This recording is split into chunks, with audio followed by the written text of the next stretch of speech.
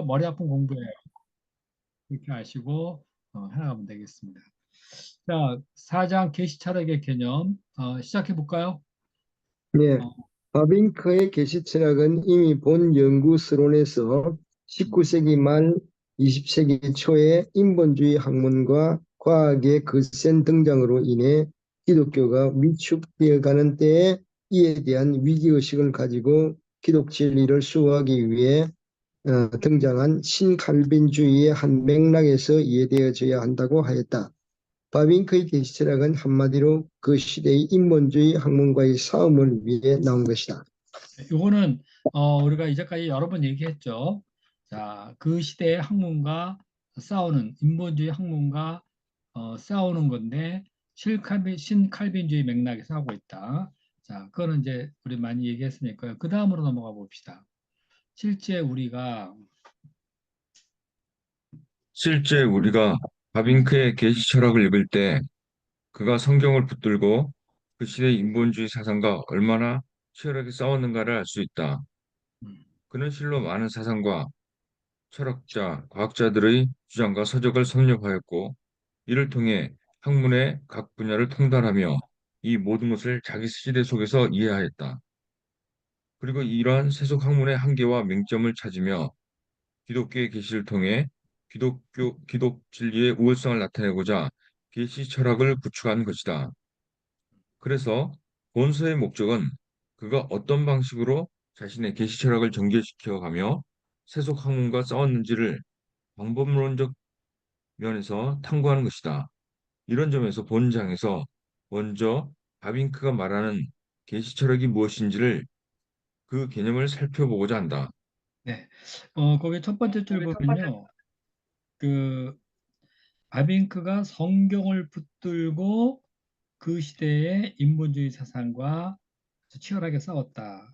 계시 철학을 읽어보면 이제 그걸 알 수 있다는 얘기죠. 그러니까 바빙크가 계시 철학을 하는데 붙든 게 뭐냐? 성경이에요. 근데 성경을 붙들고 그 시대의 인본주의 사상과 싸웠다 그랬는데 그러면 좀 알아야 될 거 아니에요. 인본주의 사상 그 시대. 그래서 그 다음 줄에 나오는 게 그 많은 사상가, 철학자, 과학자들의 주장과 서적을 섭렵했다 이렇게 했어요. 그러니까 다시 말해서 그 시대의 학문을 통달한 사람이에요. 지난번에 그 이분의 그 뭐랄까 어, 내가 우리가 지난번에 얘기했던가 그 책의 37페이지 한번 보면요. 37페이지보다도 38페이지 한번 보시겠어요? 그 생애에 나오는 건데요. 그 화란 38페이지 보세요. 화란의 여왕은 이러한 바빙크에게 화란 사자 훈장으로 자기를 내리고 그가 국가 제1회의의 회원이 되었고 수많은 과학협회의 회원이 되기도 하였다 이랬잖아요. 그러니까 이분은 신학적인 면에서도 뛰어났을 뿐만 아니라 당시에 이제 진화론을 중심으로 해서 이제 과학이 상당히 발달하는 그런 본격적으로 발달하는 그런 시대였잖아요. 그런데 그 많은 과학협회 회원이 되었다. 이거는 그 사람이 뭐 그냥 그냥 유명해서 붙여진 게 아니라 그것에 대해서 상당히 알기 식견이 높기 때문에 그랬던 거죠. 그래서 그 다음 줄 보면요. 그는 모든 것에 초대받았으며 언제나 연설했다. 이 모든 것이라는 것이요. 그야말로 모든 것이에요. 꼭 신학교나 교회 나가서 이렇게 교회 가서 연설을 하게 아니라 뭐 인문학 있죠. 과학, 심리학, 뭐 하여튼 여러 분야들 있죠. 그런 분야에 초청을 받아서 항상 연설을 했고 또 그 다음 주 보면은 그는 교회 인사가 한 번도 초대받은 바 없는 곳에 가서도 연설을 했대. 이거는 교회하고 상관이 없다.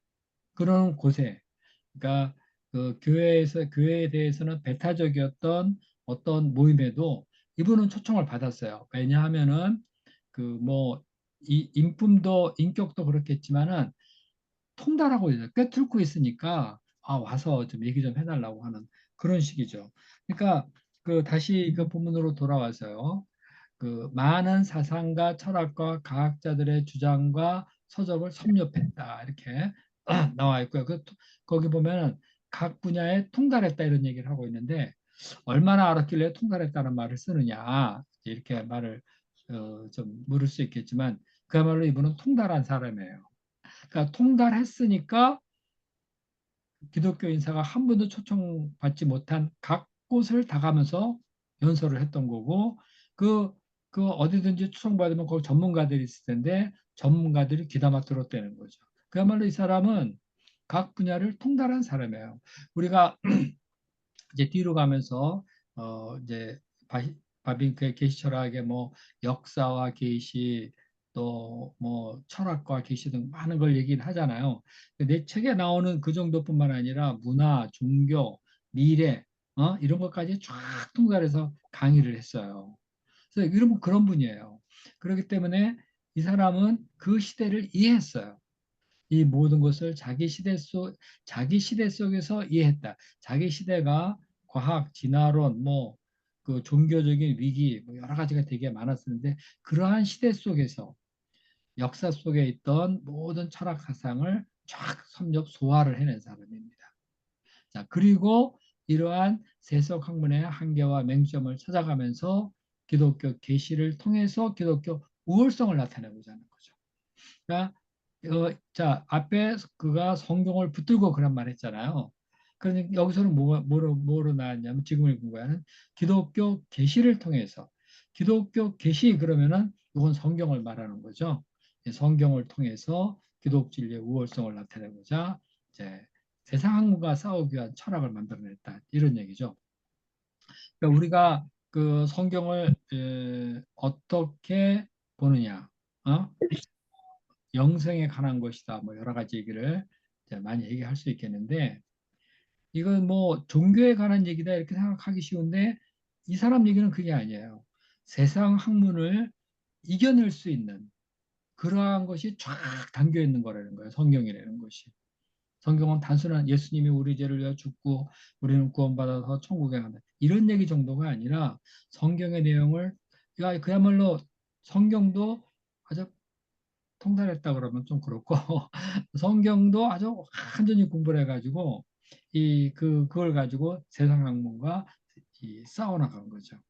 그래서 본서의 목적은 그가 어떤 방식으로 자신의 계시 철학을 전개했는지, 세속 학문과 어떻게 싸웠는지, 자, 그 다음에 나온 것이 방법론적인 그런 탐구를 하는 거예요.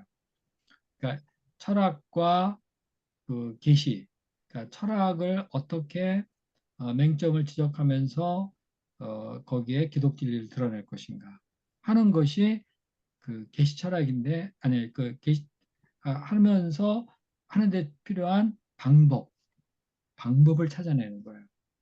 응? 그 방법적인 면에서 탐구하는 것이다 이제 그런 얘기입니다. 자, 이런 점에서 그 바빙크는 먼저 계시 철학이 무엇인지 개념을 좀 얘기하려고 그러고요. 자, 하여튼 뭐 어떻게 싸울 것인가 우리도 그러잖아요, 그죠?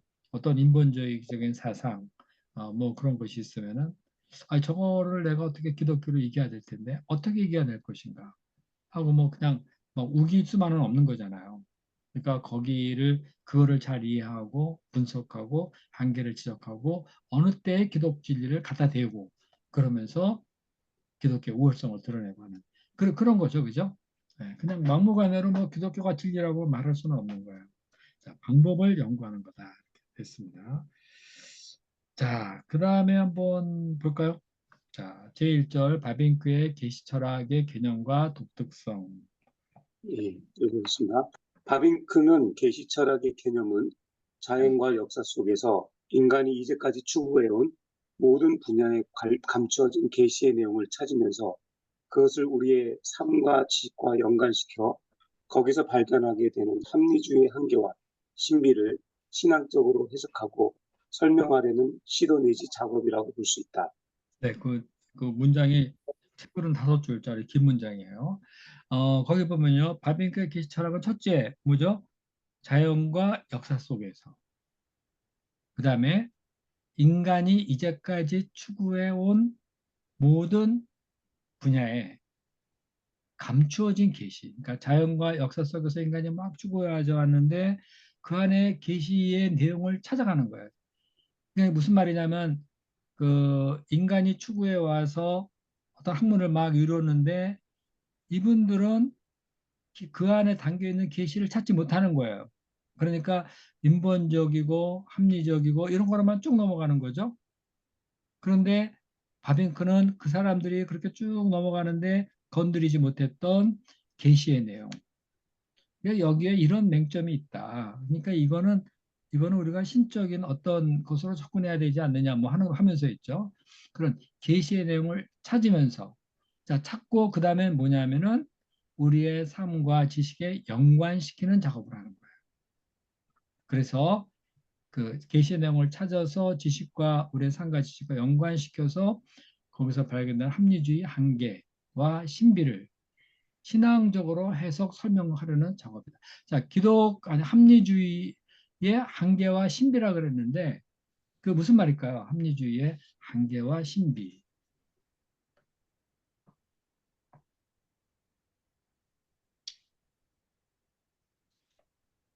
합리주의도 신비적인 부분이 있다. 그러니까 철저하게 어떤 이성적이고 논리적인 부분이 아니라 음, 어, 어, 논리적인 부분이 아니라 인간의 어떤 어, 사실 논리적이고 합리적인 부분이 아니라 다른 부분이 있다.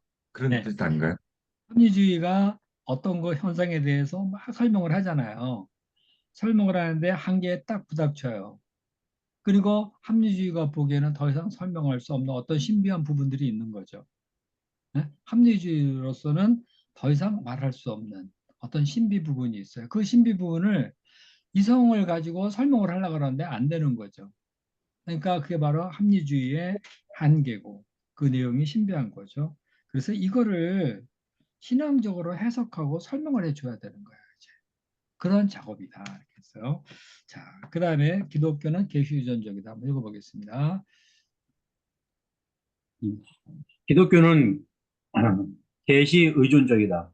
네. 그렇다고 기독교가 말하는 계시가 신비주의에 속하는 것은 아니다. 음, 바빙크가 말하는 계시는 철저히 성경적이다. 음, 이는 무엇을 해도 성경에 기초한다는 것이다. 그래서 만물을 통해 나타나는 일반 계시는 특별 계시인 성경에 의해 해석되고 성경은 자연 만물 속에 담긴 계시를 통해 진리를 말해준다. 네. 기독교는 계시유전적이죠. 그죠? 네, 기독교는 뭐 누가 뭐 이성적으로 쓰고 뭐 막 이런 거 가지고 뭘 하질 않아요. 철저하게 계시는 하나님으로부터 오는 거죠. 하나님이 주시는 그 계시에 기초했어요. 근데 계시 그러면 우리가 이제 자체 신비한 것으로 생각하는데 그건 아니다. 바빙크가 말하는 계시는 철저하게 성경적이다. 그러니까 성경 66권 갖고 하는 거예요. 무엇을 해도 바빙크는 성경을 기초로 해서 얘기를 하고 있어요. 자, 그래서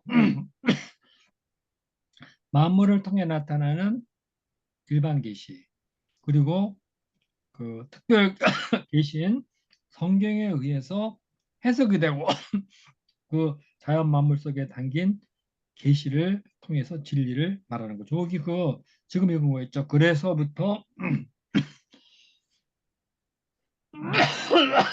저기 기침이 그게 그래서부터 말해준다까지 그게 되게 중요한 말입니다. 잠깐만요.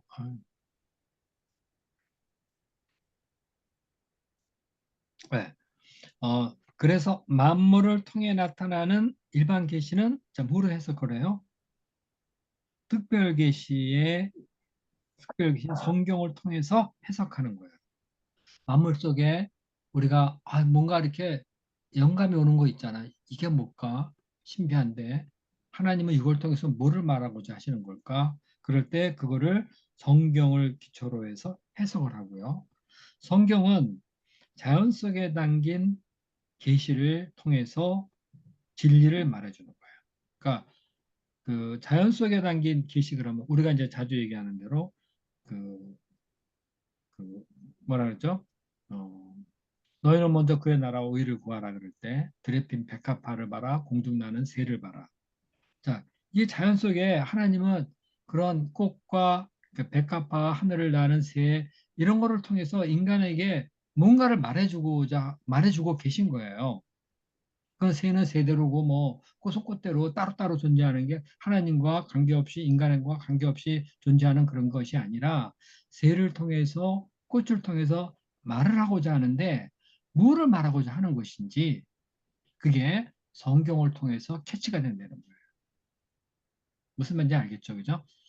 네. 그러니까 그러니까 우리가 성경을 통해서 만물의 섭리자고 주관자고 하나님께서 인간을 그 무엇보다도 귀중하게 여기시고 오죽하면은 인간을 구하시려고 독생자까지 보내셨을까 하고 이렇게 생각을 해본다면은 전능하시고 사랑이 충만하신 이 하나님을 우리가 딱 알게 될 때에 우리 주변에 있는 만물을 창조주 하나님과 구원자 하나님을 기초로 해서 해석할 수가 있어요. 하나님이 저것을 통해서 나에게 무엇을 가르쳐 주고자 하는가? 나는 저것을 통해서 무엇을 배워야 하는가? 이런 것들 있죠. 그런 거 되게 놀라운 거예요. 바로 그거예요. 아, 일반 계시는 특별 계시인 성경에 의해서 해석되고 성경은 자연 만물 속에 담긴 계시를 통해서 진리를 말해준다. 하여튼 이러한 자연 속에 담긴 계시를 가장 잘 활용한 분이 이제 예수님의 그 가르침이죠. 되게 많아요. 그죠? 씨 뿌리는 자의 비유도 뭐 그런 얘기 같은데 이거 엄청난 진리를 그 안에서 얘기를 하고 계세요. 씨 뿌리는 자 비유. 되게 많죠. 그죠? 거기 또 뭐 있죠? 겨자씨의 비유. 어떻게 이렇게 작은 게 이렇게 나중에 커서 야, 참 놀랍다. 우리 막 이러잖아요. 조그만 게 이렇게 다니. 근데 예수님은 그런 것 통해서 하늘나라가 이런 거야 하면서 얘기를 하시는데 기가 막히신 비유를 잘 하시고 그러신 거죠. 계시의 진리를 드러내시며요. 자연 속에서 담겨 있는. 그 다음에 봅시다.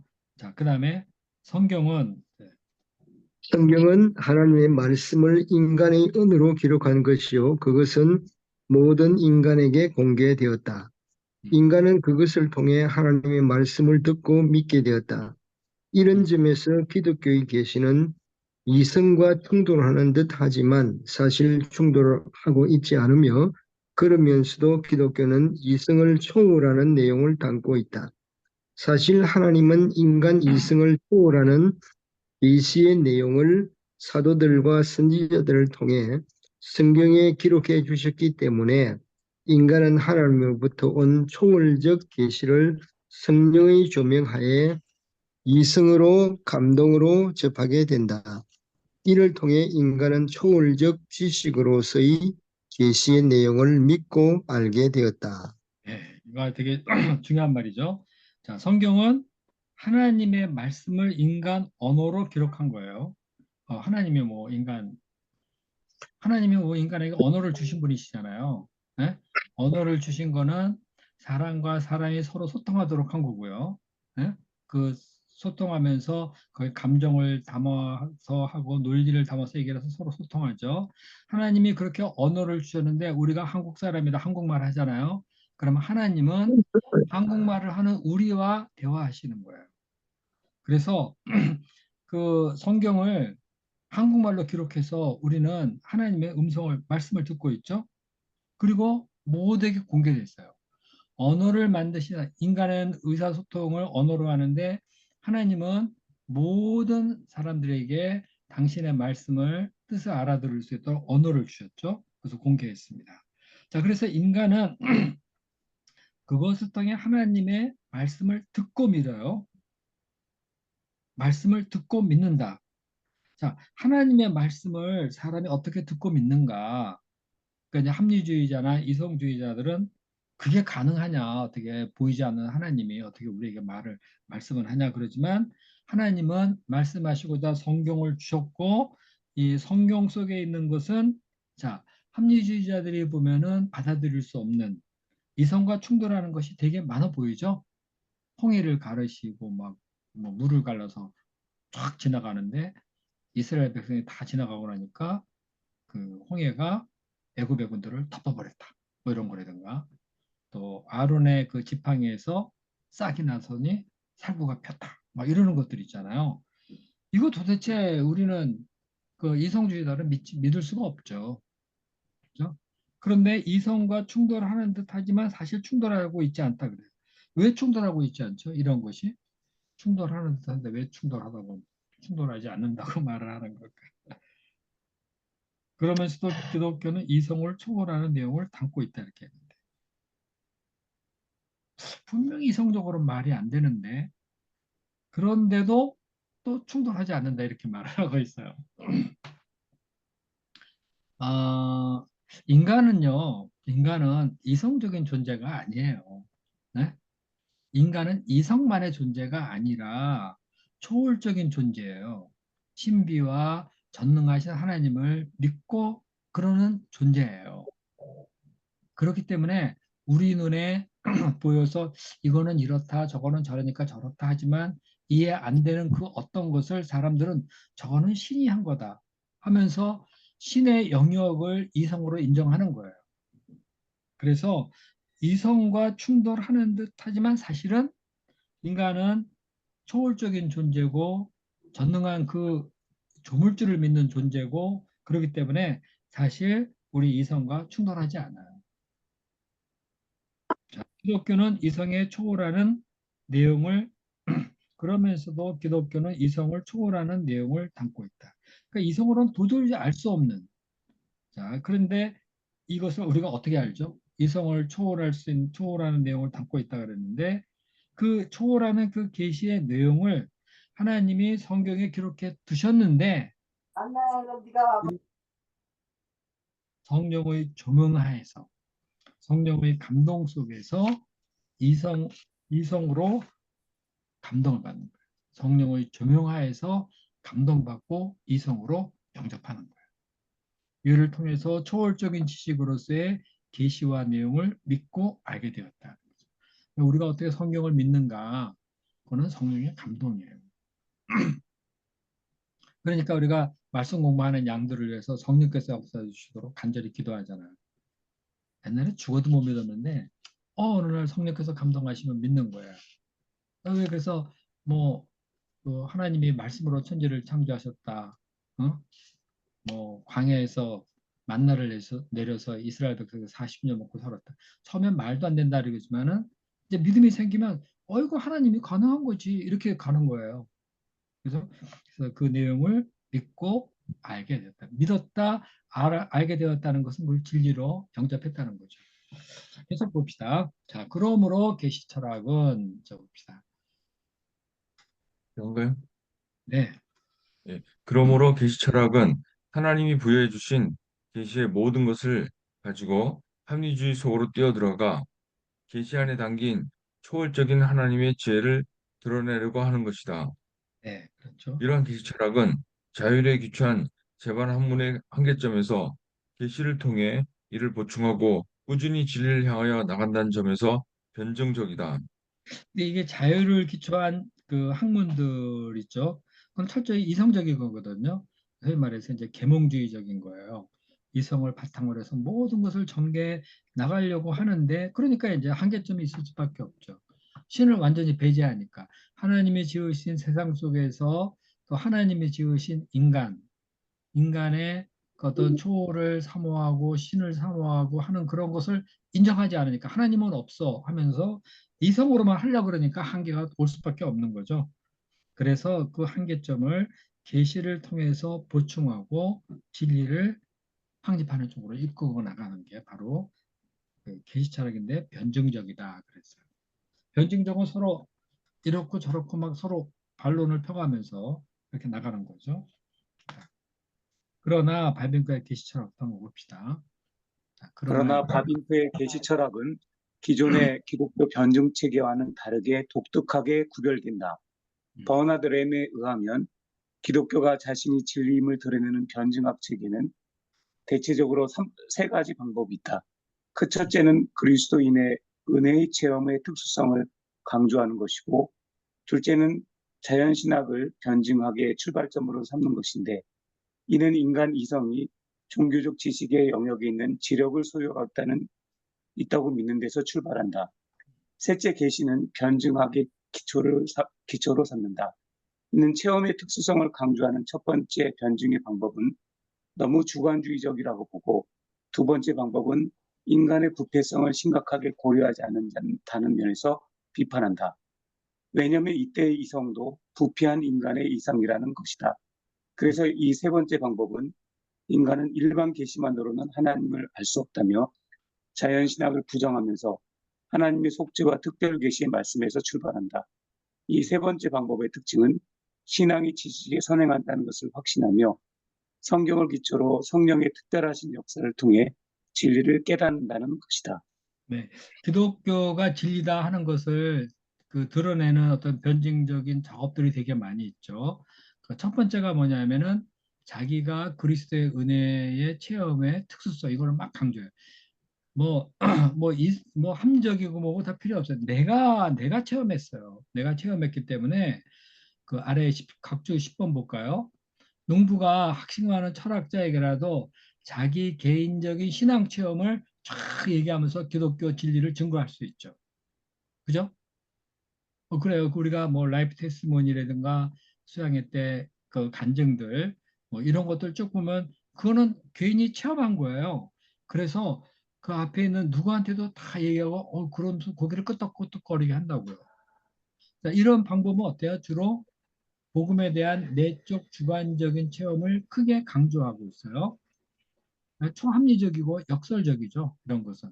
내 체험이 중요해요. 항상. 이 체험이 중요하기는 한데 내 체험을 아무리 얘기해도 안 믿는 사람은 안 믿으면 에이 뭐 그래 그건 너는 그렇지 나는 안 그래 이렇게 얘기하면은 그 주관적인 그런 간증이 기독교 진리로 그 반대하는 사람들에게는 통하지가 않는 거예요. 그래 신기하긴 하다. 네 얘기를 들어보니까 뭐 병도 나았고 뭐 귀신도 쫓았다 그러니 그 뭔가가 있는 것 같기는 하다. 그렇지만 그건 네 체험이고 나는 그거 모르겠다. 이렇게 하게 되면 이제 얘기가 더 이상 진행이 안 되는 거죠. 자, 이 주관적 체험 우리가 기독교 신앙에 관심을 가진 사람에게 뭔가 구원을 갈망하는 사람들 이런 사람들에게 어떤 강력한 어떤 역할을 하긴 합니다. 이런 주관적 체험, 은혜의 체험의 특수성을 강조하는 거.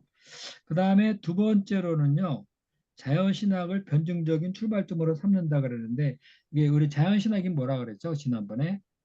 그러니까 어떤 계시에 기초한 것이 아니라 자연을 나름대로 분석해 가면서 그러니까 하나님이라는 것을 우리가 인정하지 않을 수 없어. 뭐 이렇게 이제 그 변증학을 이게 이렇고 저렇게 저렇다 그러는데 이사 이렇지 않냐? 그러면서 서로 대화해 가면서 이것을 가지고 신을 갖다 얘기하려고 그래요. 그런데 이것도 이제 상당히 그건 지금 내가 말씀드린 것처럼 상당히 이성을 기초해 있죠. 그죠? 이성을 가지고 종교적 지식의 영역에 있는 지력을 우리가 그러니까 종교적 지식에 관한 지력을 우리가 이성이 갖고 있다. 그러면서 이제 변론해 가면서 변증해 가면서 얘기를 하려 그러는 거예요. 그 각주 11번 볼까요? 이건 확고한 신념을 동반하고 인간 속에 하나님의 형상이 심각하게 손상되지 않았다는 믿음에서 출발한다. 그러니까 막 자연신학을 가지고 이성을 가지고 그 안에 어떤 지력이 있어서 우리가 하나님에 대해서 논할 수 있다. 이렇게 얘기를 하는데 이 전제가 뭐냐면은 인간의 이성, 그거는 심각하게 손상되어 있지 않다. 이렇게 생각을 하고 있는 거예요. 그러니까 인간의 이성으로도 하나님에 관해서 충분히 얘기할 수 있다. 거기 그 보면 하나님에 대한 신앙을 경험을 토대로 체계적으로 구축한 사람이 누구냐면은 토마스 아퀴나스. 이게 스콜라 철학이죠. 네, 스콜라 철학이 이성을 기초로 해서 신학 체계를 세워나가는 거예요. 이거는 토마스 아퀴나스 같은 사람이 이제 그런 사람이에요. 근데 문제는 뭐냐? 인간의 이성도 부패한 이성이다. 그렇기 때문에 그 이성을 가지고 우리가 신을 얘기한다 그럴 때 올바로 말할 수 없다. 이렇게 얘기하는 거죠. 그러니까 그, 그런 거 있죠. 우리가 이성으로 합시다. 이성적으로 합시다. 그러면은 누군가 말하면은 반대쪽에서 누구의 이성으로 하는데 이렇게 나오거든요.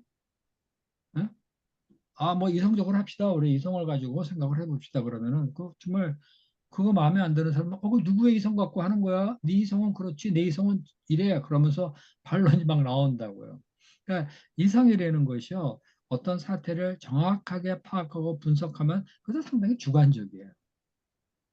그것만 가지고 진리에 도달하는데 문제가 되게 많이 있습니다. 자, 이래서 세 번째 방법은 인간은 일반 계시로, 그러니까 어디 갔죠? 세 번째. 계시를 변증하게 기초로 삼는다는 거였죠. 그죠? 그럼 뭐 체험이 아니고 이성도 아니고 를 통해서 하나님에 관하여 얘기하려고 그러는 거예요. 자, 그러나 또 하나 중요한 거는 일반 계시만 가지고 하나님을 알 수는 없어요. 그래서 자연신학을 부정하지, 자연신학은 이성을 기초로 한 거 아니에요. 부정하면서 하나님의 속죄와 계시의 말씀에서 출발하는 거예요. 그러니까 다시 말해서 뭐냐면은 성경 있죠, 성경. 성경의 성경의 그 핵심 내용이 뭐죠? 구속이잖아요. 예수 그리스도의 속죄잖아요. 그죠? 그러니까 이성주의자들이 빼놓고 있는 것. 인간은 죄인이다. 죄의 사함을 받고 구원받고 하나님을 만나야 된다. 이렇게 하잖아요. 그 속죄의 내용이 담겨 있는 계시 철학, 계시 이것을 가지고 인본주의 학문과 싸워야 된다. 이거 되게 중요한 거예요. 이 속죄가 우리 예수 그리스도죠. 이것이 성경의 그 중심 내용인데 이거 왜 이렇게 중요하죠? 이거 그거 가지고 무슨 인본주의와 싸울 수가 있어? 인본주의, 합리적인 계몽주의 이런 학문들이 상당히 나름대로 논리적이고 견고하게 구축되어 있는데 어떻게 그 속죄가 주를 이루고 있는 성경을 가지고 진리를 그들에게 나타낸단 말인가? 이런 생각을 할 수 있겠죠, 그죠? 전혀 너무나 동떨어진 것 같아가지고. 그런데 바로 속죄가 모든 인간에게 그들 구원과 구원의 결정적인 거고요. 그들이 무엇을 알아가는 데서 한계를 팍팍 느껴버리고 탁 목에 걸리는 데서 더 이상 못 가는 이유가 뭐냐면은 속죄의 진리를 모르고 하나님을 모르기 때문에 진리에 도달하지 못하는 거예요. 그러니까 진리의 핵심은 천지 창조하신 하나님, 이거 뒤에 나오는데 창조주 하나님, 구속주 하나님 이거거든요. 창조주 하나님과 구속주 하나님으로 일반 이성주의 학문 이거를 극복할 수 있는 거예요. 그래서 우리가 합리주의를 극복한다.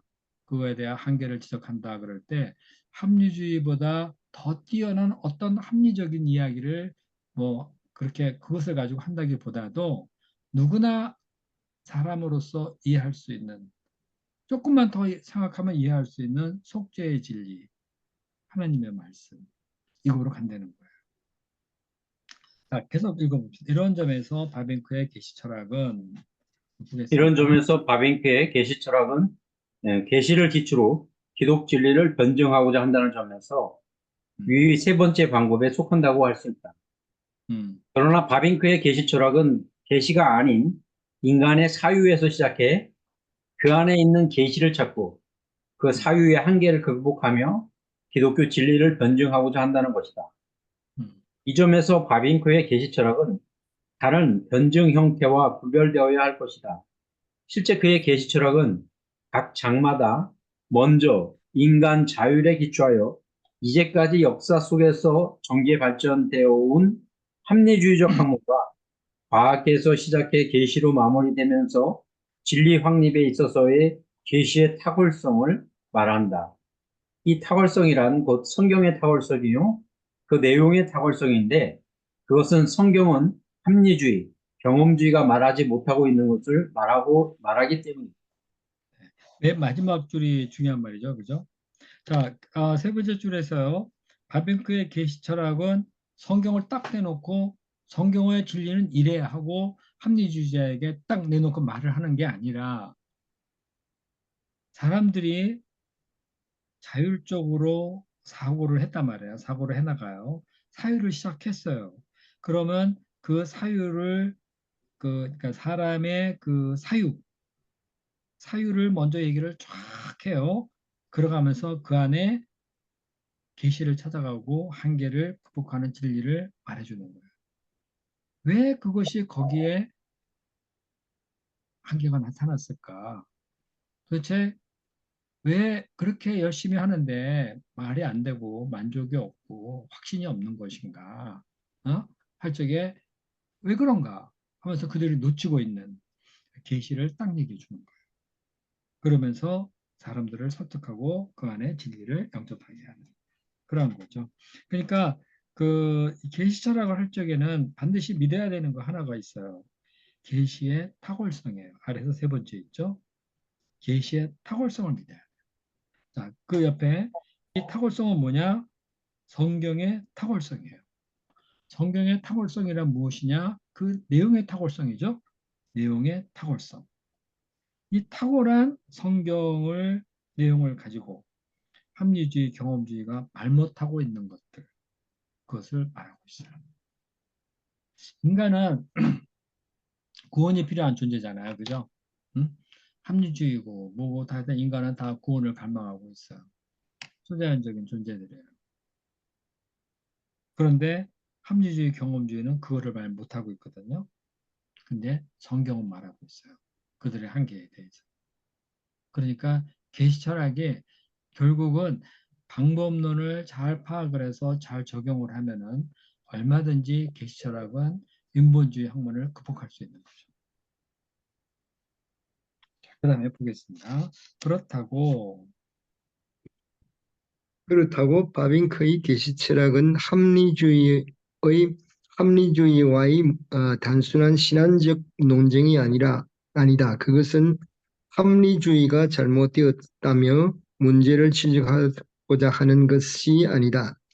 계시 철학은 합리주의적 사고방식에서 나온 모든 것을 포용한다. 다만 그것의 태동과 변천을 살펴보면서 왜 그것이 그러한 한계에 부딪히게 되었으며 왜 학문은 계시로 돌아와야 하는가를 말하며 기독 진리를 확립하여 가려는 것이다. 바빙크의 계시 철학은 이제까지의 인본주의 학문의 길잡이가 되어 결국 학문은 계시 안에서 완성된다는 것을 보여주려는 것이다. 네. 학문에서의 합리주의는 되게 중요하잖아요. 근데 계시는 좀 다르단 말이에요. 그렇다고 합리주의를 무시하고 막 제껴놓고 가는 게 아닙니다. 현대 기독교에서 오늘날의 그 기독교가 일반 학문과 대화를 못하는 이유가 뭐냐면 제껴놔서 그래요. 제껴놔 버렸어요. 그건 진리가 아니다.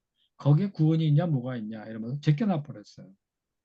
그러니까 이 계몽주의, 합리주의하고 만나야 되거든요. 진지하게 만나야 돼요. 만나는데 그렇게 대충으로 만나지 못하잖아요. 오늘날 기독교가 계몽주의를 만나고 있느냐? 안 만나고 있어요. 그냥 한마디로 딱 치부해서 야 어떻게 이성만으로 그럴 수가 있느냐? 하나님을 배제한 저들의 학문은 우리가 고려할 가치도 없다. 이러면서 배제를 해버려요. 그러니까 대화가 안 되고 싸움이 나는 거예요. 그런데 계시 철학은 그들의 내용을 면밀히 잘 검토하고 수용을 해요. 수용. 무슨 말이냐면 수용한다는 것은 그들 가운데 있는 어떠한 내용들, 더러는 진리성들, 그런 것들을 다 인정을 해요. 인정을 해줘야죠. 사실 합리주의자들이나 뭐 경험주의자들이 하는 그런 말이 다 틀린 건 아니거든요. 그죠? 우리가 이성적으로, 합리적으로 일을 해나가야 되는 것들이 얼마나 많아요. 음? 근데 그것을 갖다가 합리주의, 계몽주의에 기초한 거다 해서 확 제껴버리면은 더 이상 대화가 안 돼요. 진화론 얘기해서 진화론, 아유, 하나님 창조지. 무슨 진화는 뭐가 진화야 하고 제껴버리면 얘기가 안 되는 거예요. 그러니까 제껴버리니까 대화를 안 하려 그러니까 그런 합리주의적인 사고방식이나 학문이나 대표적인 거를 얘기를 말해서 진화론 이런 것들과 대화가 안 되니까 그것들이 여전히 우리 시대에 살아남아 있는 거예요. 그죠? 마이웨이 자기들은 자기 길로 가는 거야. 나 마이웨이로 가겠다. 니들이 암만 그래봐야 대화가 안 되니까. 응? 그러니까 우리께 진리다고 나름대로 확신하고 가는 거예요. 여러 가지 문제가 많아도 이것밖에 없다. 좀 더 연구해 보자. 뭐 이래가면서 길이 있을 거다 하면서 마이웨이로 가요. 그래서 그런 게 이제 기승을 부리고 점점 더 세력을 세상 가운데 막 키워나가는 거죠. 그러니까 기독교는요, 합리주의적인 이런 사고방식들, 계몽주의를 포용을 하면서 들어주고, 인정할 건 인정을 해주고, 그러면서 그들이 고민하고 있는 게 뭔가를 계시로 정확히 짚어내서 얘기를 해줘야 돼요. 기독교를 나타내줘야 됩니다. 그래서 바빙크가 하는 말은요, 그 계시 철학은 이제까지의 인본주의 학문의 길잡이가 되어서 결국 학문은 계시 안에서 완성된다는 것을 보여주려는 것이다. 이런 얘기를 하는 거죠. 자, 계시 철학의 가능성에 대해서 한번 볼까요? 자, 질문 있으면 해보실까요? 좀 쉬어갑시다. 네, 목사님 저기 그 왼쪽 어, 그 아래 그 푸트노트 있죠. 네, 10번에 보면 그 초합리적이고 또한 역설적이다 그랬잖아요. 네, 그 복음에 대한 내적 주관적 체험을 크게 강조하여 다분히 초합리적이고 또한 역설적이다. 음, 그러니까 첫째 방법. 그런데 음. 역설적이라는 게 무슨 말이에요? 여기서 초합리적이라는 건 알겠는데, 그러니까 이제 개인 신앙 체험을 강조하는 방법. 그래서 이것이 초합리적이고 또한 역설적이다. 역설적이다 말이 뭐예요? 이제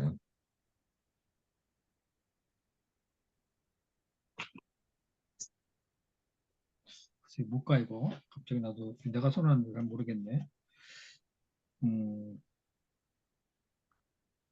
주관적이고 형자며 다분히 초합리적이고 역설적이다. 뭐 그런 거 아닐까요? 분명히 합리적이지는 않는데 아니다는 점에서 초합리적인 거죠, 그죠? 개인 갈증들. 그런 점에서 또 보면은 합리주의로는 이해가 안 되지만은 그들이 말하는 그것 자체가 합리주의를 거슬러 가면서 설득력 있게 거슬러 가면서 확신을 있게 얘기하니까 역설적이다 이런 말을 쓴 것 같은데요. 그런 말 같은데 초합리적이고 역설적이다. 다분히 초합리적이고 역설적이다. 그렇죠. 역설적이죠. 어? 말이 안 되는 것 같지만 말이 되고 있거든요. 그렇다는 점에서 그런 것 같아요. 말이 안 되는 거지만 굉장히 설득력이 있고 그렇죠. 말, 통한다. 그런 뜻이란 거죠. 딱 보면은 뭐 하나님 저 사람 말하는 거 보면 하나님이 없다고 말할 수도 없고 그러니까 합리적이지 않고 진리 같지 않은데 진리를 통해 오는 거죠. 자, 또 뭐 더 얘기하실 거 없나요? 그 각주 일본을 보면요. 그 106페이지입니다. 계시철학에 관해서 이 계시철학을 헤르만 바빙크가 했어요. 그래서 계시철학을 인본주의 학문과 의 변증적인 작업을 하면서 계시철학을 했는데 이 계시철학이라는 말을 처음 쓴 사람은요. 독일의 그 슐링이라는 관념주의 철학자가 제일 먼저 쓴 거예요. 그래서 그 계시철학이니까 슐링이라는 사람이 사유를 가지고 진리에 대해서 탐구를 해나갔단 말이에요. 머리를 쓰면서도 다들 해나갔는데 이게 사유의 한계가 느껴지는 거예요. 야, 우리가 인간 이성만 가지고는 도저히 안 되겠다. 어? 이거 우리가 뭔가 진리를 알려면은 우리가 계시를 도입해야 되지 않겠느냐 하면서 계시 도입을 얘기하면서 이 사람이 계시를 기초로 한 우리 철학을 좀 구축해 나가자. 이렇게 한번 제안을 했었어요. 그러니까 이 사유를 가지고 한계가 있으니까 이 사유를 초월하는 건 계시거든요. 우리 계시 갖고 한번 생각을 해보자 하면서 이분이 계시 철학을 제일 먼저 얘기를 했어요. 그런데 이제 이 당시에 그, 당시 기독교에 대한 그 역사 철학이든가 역사 철학, 역사, 역사적 예수인가? 그거를 주장하는 그 어떤 신학자가 하나 나왔어요. 그래가지고 그 쉘링이라는 사람이 그 계시 철학의 가능성에 대해서 얘기를 좀 해보면서 그걸 탐구해 보려고 그러는데 그때 나 주장이 되었던 기독교 역사 철학에 대한 그 누군가가 맹렬히 주장해가지고 그게 그쪽으로 관심이 확 쏠려버렸어요. 그래서 계시 철학이 좀 시시하게 돼버렸습니다. 그거 내가 뒤에 어디 썼는데 여기 뒤에 그 쉘링의 그 303페이지에 나오네. 쉘링의 계시 철학에 대해서 내가 여기다 좀 써놨습니다. 어디 있냐면요. 네, 거기 그 304페이지 보면요. 그러나 그의 계시 철학은 시기적으로 주목을 끌지 못하였다고 보이죠. 당시에 기독교를 신화로 보는 역사적 예수를 부인하여 사회에 충격을 가한 슈트라우스 때문에 슈트라우스가 역사적 예수가 어디 있었어? 그러면서 이제 기독교를 다 신화로 봐버리는 거죠. 그러니까 그 당시 사람들이 큰 이슈가 돼가지고 슈트라우스 쪽에 쫙 관심이 몰려가지고 게시철학 그때 쉘링이 내놨는데 주목을 받지 못하고 시집이 끝나버린 거예요. 그러다가 이제 바빙크가 좀 더 다른 방법으로 세속 학문과 그 안에서 진리를 나타내기 위한 변증적 차원에서의 게시철학을 지금 이렇게 해나가고 있는 거죠. 그래서 이 게시철학이 그, 그 쉘링의 헤르만 바빙크가 쉘링의 게시철학을 알고 있었느냐, 거기서 힌트를 얻어서 자기의 게시철학을 발전시켜 나갔느냐 하는 거는 좀 더 연구해 봐야 되는 문제다 이렇게. 하여튼 근데 게시철학의 문제는요, 아까 말씀드린 대로 사유의 한계를 느낀 관련 철학자 슐링이 계시가 필요하지 않은가 이러면서 이제 게시철학 얘기를 했던 게 시초였다. 어? 나오죠? 그 얘기예요. 자, 게시철학의 가능성에 대해서 이제 한번 보겠습니다. 109페이지. 여기 제가 한번 생각을 해본 것 중에 하나가요, 목사님. 네, 지금 그 헤르만 바빙크가 생각하는 것이 어떤 이성 합리를 부인하지 않고 그 속에서 출발하지만은 또 거기에 한계에 하나님의 어떤 특별 계시나든가 그런 것들을 예, 우월성을 강조하는 것 같은데요.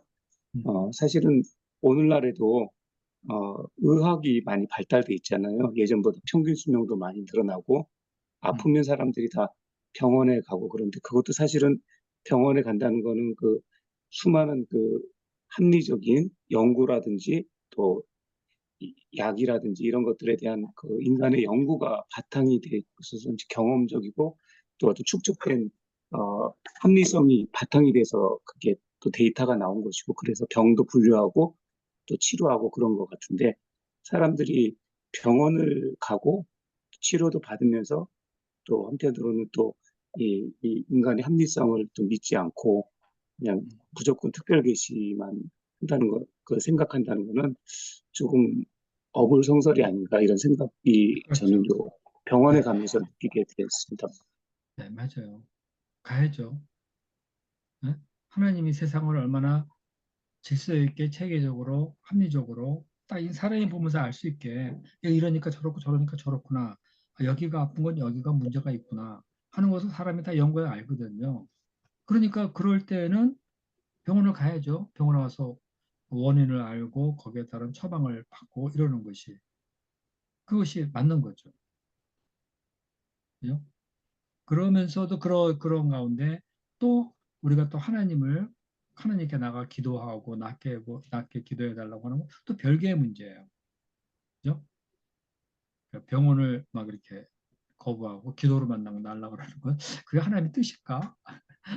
병원 가는 거는 옛날에 하도 믿음이 좋은 사람들이 많아가지고 병원을 왜 가냐고 믿음이 없어서 그런다고 하는데 그건 아닌 것 같아. 하나님이 세상을 어떻게 운영하시는가를 알아야죠. 그죠? 알고 거기에 따르는 한계 또 하나님의 도우심을 받기 위해서 더 도우심을 받고 저를 간절히 기도할 수 있죠. 그죠? 그런 얘기시죠? 자, 계시 철학의 가능성 한번 이제 보겠습니다. 자, 누구부터 읽을 차례인가요? 전가요? 네, 한번 어, 읽어봅시다. 제2절 계시 철학의 가능성 음, 전가요?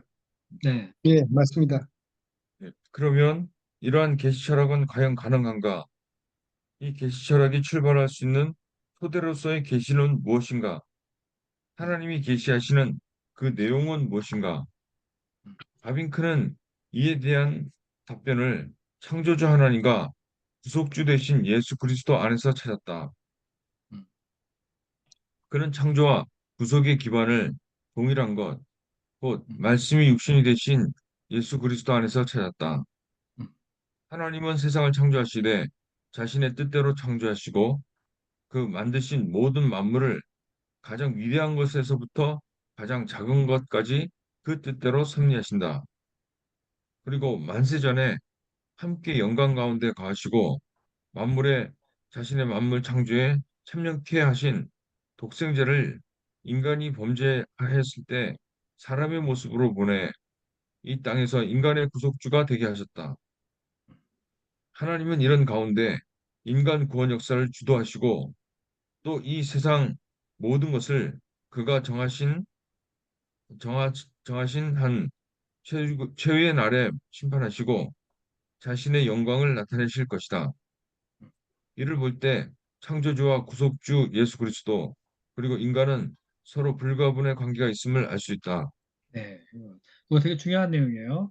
자, 그 계시의 근거, 계시 철학의 근거가 뭐냐, 토대가 뭐냐 할 때, 그게 그 110페이지 맨 위에 나온 대로 창조주 하나님, 구속주 예수님. 이거예요. 이게 되게 중요한 겁니다. 오늘날에도 우리가 기독교를 이해한다. 그럴 때 빼놓을 수 없는 게 창조주 하나님, 그리고 구속주 하나님. 자, 창조주 하나님은요, 창조 세계를 만드신 하나님이시잖아요. 그죠? 창조를 통해서 하나님은 인간에게 말씀하시고 인간이 살아갈 수 있는 그 모든 것이 움직여 활동해 나갈 수 있는 그 기반을 딱 만드셨죠. 그죠? 그런데 인간 세계 속에 죄가 들어와서 망치게 됐거든요. 그럼 이거를 어떻게 해결하느냐? 구속주 예수님을 통해서 해결해 나간다 이거죠. 그러니까 창조주 하나님, 구속주 하나님이 계시 철학의 중심이에요. 근데 이 예수님은 누구예요? 창조주이시면서 구속주이시죠. 거기 나오는 대로 말씀이 창조와 구속의 기반을 동일한 것. 창조와 구속의 기반이 누구죠? 말씀의 육신이 되신 예수 그리스도죠. 예수 그리스도 안에서 우리는 계시 철학을 이뤄나갈 수 있다. 그런 뜻입니다.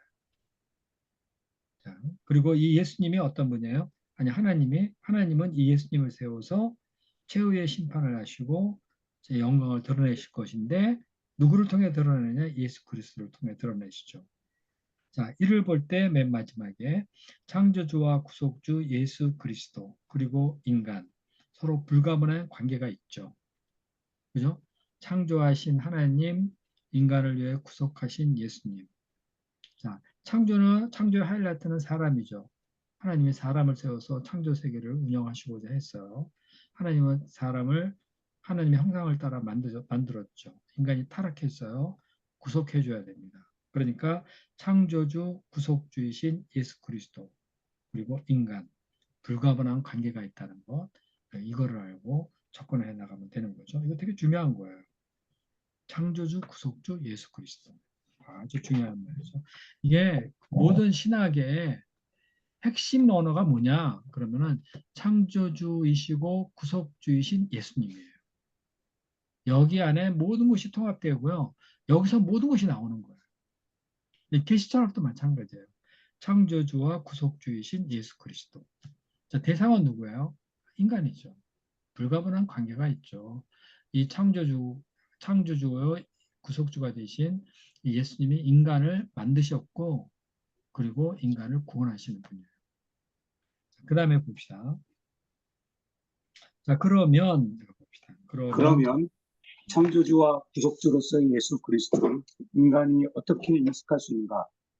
벨직 신앙 고백 제2조는 하나님을 인식할 수 있는 방법으로서의 창조와 성경을 말해주고 있다. 여기서 하나님의 인식의 방법으로 창조와 예수 그리스도가 일반 계시와 특별 계시로서 인간에게 다가오는 것이다. 특별히 특별 계시로서의 성경의 관의가 확립될 때 계시 철학도 가능할 것이다.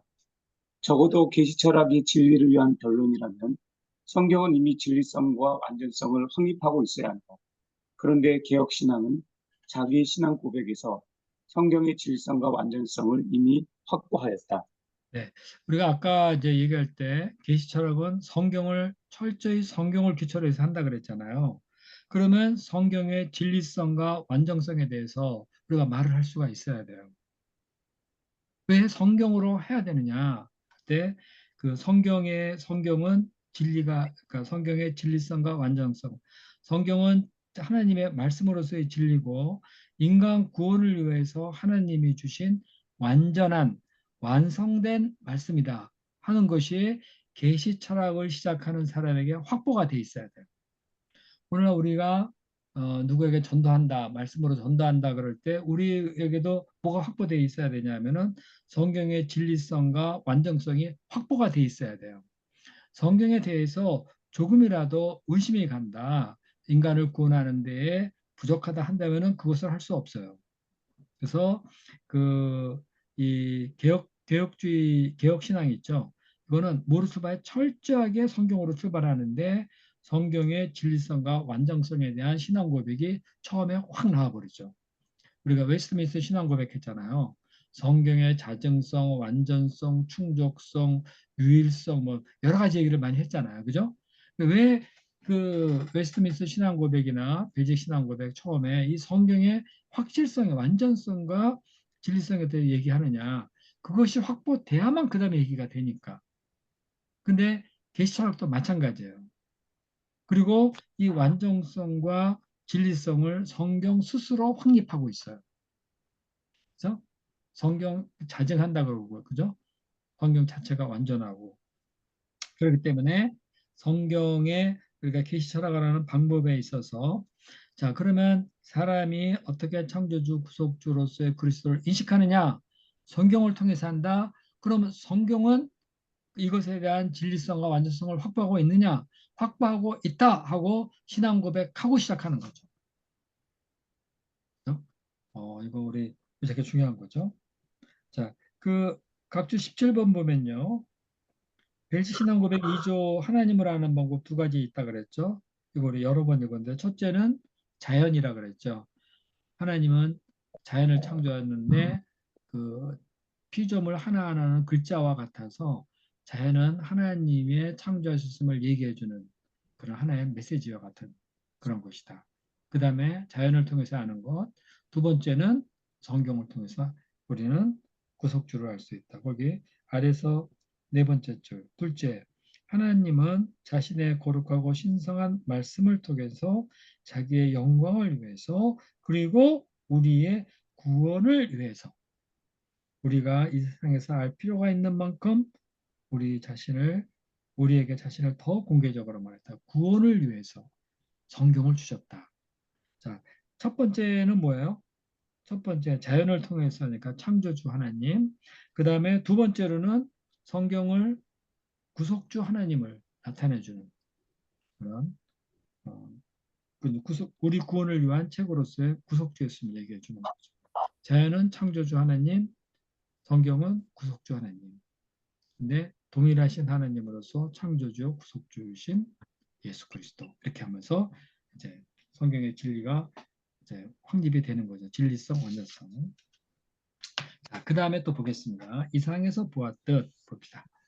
이상에서 보았듯 성경이 지닌 정경으로서의 권위는 불변하는 교회의 고백으로 진리로서 계시의 토대로 충분히 사용될 수 있음을 알 수 있다. 그래서 계시 철학은 기독교인이 성경의 기초에 담당하는 학문이다. 그리고 바빙크는 이렇게 말하였다. 세상 전체가 하나님의 계시이며 하나님의 속성과 완전성을 보여주는 거울과 같다. 그리고 모든 피조물은 그 나름의 방법과 정도를 따라 하나님의 신성을 구현한 것이다. 이는 만물에는 인간이 상상할 수 없는 신의 능력이 담지되어 있다는 뜻으로 하나님은 만유 안에 거하시며 만유를 섭리하시며 무엇을 통해 자신의 뜻을 나타내시고 또 그것을 통해 영광을 받으십니다. 네, 거기에 그 이상에서 보았던 성경의 지닌 정경으로서의 권위, 캐논, 그죠? 이 정경으로서의 권위, 이거는요, 불변하는 교회 신앙 고백으로 계시철학의 토대로 충분히 사용될 수 있다. 이 정경으로서의 권위 있죠? 야, 이거 우리가 성경은 이렇게 해서 이제 모아져서 66권이 모아졌는데 사람들이 그거를 정경에 포함 딱 시켰어요. 그래서 사람의 정경에 포함시켜, 아니 사람이 만든 거 아니야? 그러는데 그거는 아닌 거예요. 또 하나님의 성령의 감동을 받아서 이거는 우리가 성령에 감동되어진 글로 보고 정경으로 우리가 받아들여야 된다 하면서 정경으로 만든 거예요. 우리 이제 그 월요일 날에 그 시편 공부하는데 시편은 사람이 쓴 시예요. 다윗이 쓴 시고 뭐 아삽, 솔로몬, 모세가 쓴 그런 시인데 이것이 어떻게 사람들이 쓴 것이 정경 속에 들어와서 그것을 하나님의 말씀으로 믿고 고백하고 그것을 통해서 우리가 하나님께 나가고 그러는가? 그 안에 있는 고백을 사람의 고백인데도 왜 성령의 감동 속에서 하나님의 말씀으로 그러니까 성의 감동 속에서 그 말해진 것으로서 인정을 받아야 되느냐? 이 정경 속에서 들어가요. 정경. 정경이라는 것이 이 말이 엄청나요. 우리가 지난번에 은자가 한번 얘기했죠. 요즘 들어서 아무리 사도 바울이 쓴 편지가 나오고 누가 쓴 복음이 나오고 뭔가 한다 그래도 그건 정경이 안 들어가요. 들어갈 수가 없어요. 어? 이미 정경은 처음에 그 기독교 역사 초기에 많은 검토와 기도를 통해서 확립이 됐어요. 권위가 대단합니다. 사도 바울의 편지가 지금 발견됐다 하더라도 그 버려도 아무 상관없어요. 필요하지 않아요. 성경 그 자체로 현재 66권으로 충분해요. 진리성과 완전성이 그 안에 확보되어 있어요. 그런 거죠. 그래서 계시철학은 기독교인이 성경을 기초로 해서 담당하는 학문이에요. 이 계시철학은 예수님을 안 믿는 사람이 할 수 없겠죠, 그죠? 네, 우리 믿는 사람이 할 수 있는 거예요. 자, 그다음에 그 이제 바빙크는 이렇게 말했어요. 자, 그 다음 얘기가 세상 전체가 하나님의 계시며, 자, 하나님의 속성과 완전성을 보여주는 거울과 같다. 그리고 피조물은 그 나름대로의 방법과 정도를 따라서 하나님의 신성을 구현한 것이다.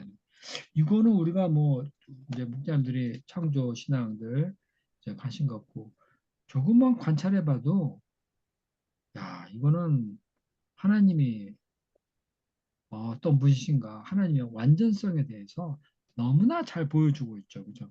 제가 너무 이제 자주 얘기해서 좀 지겹기도 하시겠지만 봄, 여름, 가을, 겨울이 우리 같은 거 사계절이 있어서 열매를 맺혀지고 열매 곡식이 생기고 그를 사람이 먹잖아요. 동물도 먹잖아요. 그러면 이 안에서 소화 기능이 쫙 있어가지고 소화를 해내고 그로 에너지를 얻고 성장하고 살아가고 또 불필요한 거 이제 배설을 하고 배설은 다시 자연으로 돌아가고 그러면서 이 생태계 안에 모든 것이 뭐 우리 요즘 막 수술 받는 사람도 있고 막 그런 데 있잖아요. 그 몸의 신비가 이 자연이 주신 자연 속에서 하나님이 주신 것을 소화해내고 그것을 먹고 마시고 하는 뭐 이빨이 있어서 깨부수고 뭐 혀로 넘기고 식도, 위, 뭐 간, 혈관 막 이런 거 보면은요. 아이고 이거 하나님의 속성과 완전성.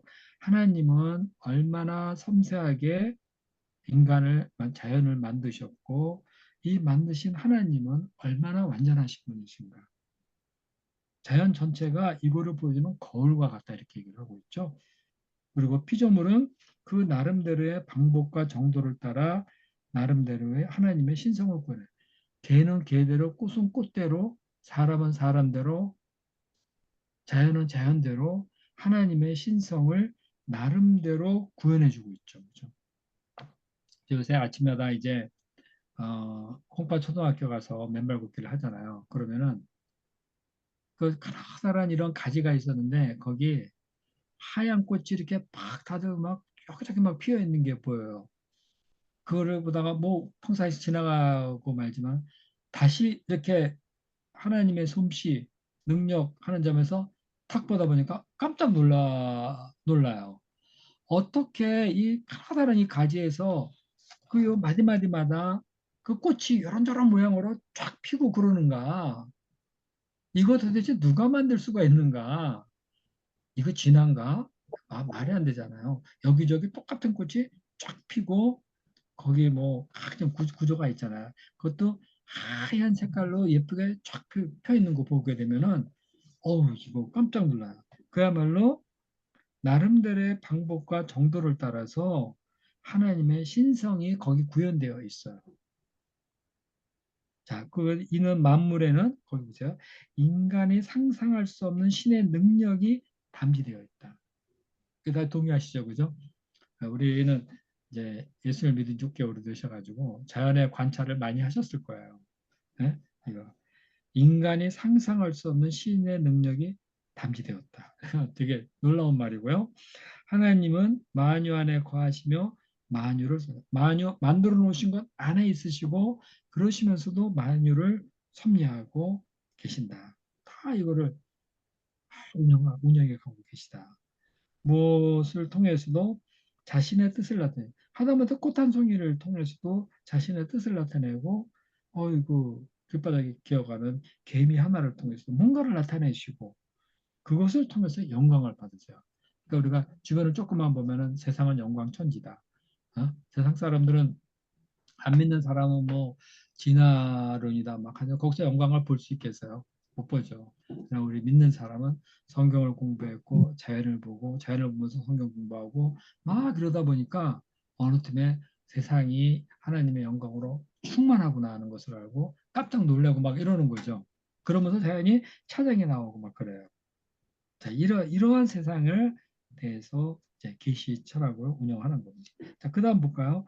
그리고 결정적인 것은 그리고 결정적인 것은 하나님의 이러한 자신의 모습과 뜻 그리고 섭리에 관한 모든 것을 한 권의 성경에 기록하여 주시고 그것을 통해 인간에게 말씀하신다는 것이다. 그런 만큼 계시 철학은 하나님을 믿는 자가 갖는 하나님의 계시, 곧 성경에 기초한 철학이다. 계시 철학은 성경을 통해 하나님의 말씀을 듣고 깨달으면서 이루어진다. 네, 거기에 하나님의 자신의 모습과 뜻과 섭리에 관한 것을 한 권의 성경 속에 전부 다 기록해 놓으셨다. 그래서 우리는 자연을 보고 해석을 하고 하나님을 알고 찬양을 하고 그렇게 된다는 거죠.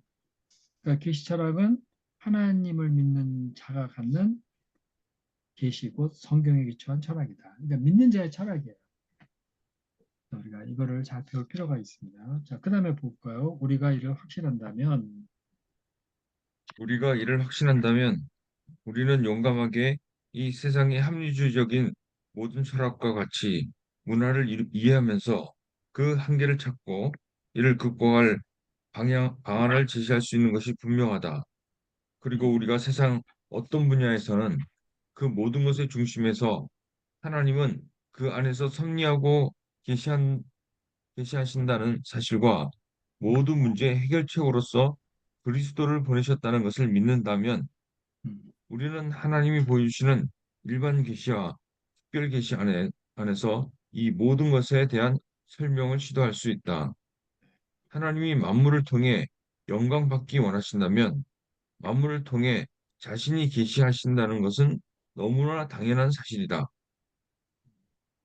그러므로 어디든지 거기에는 하나님이 자신의 영광을 나타내기 위한 계시 활동이 있다.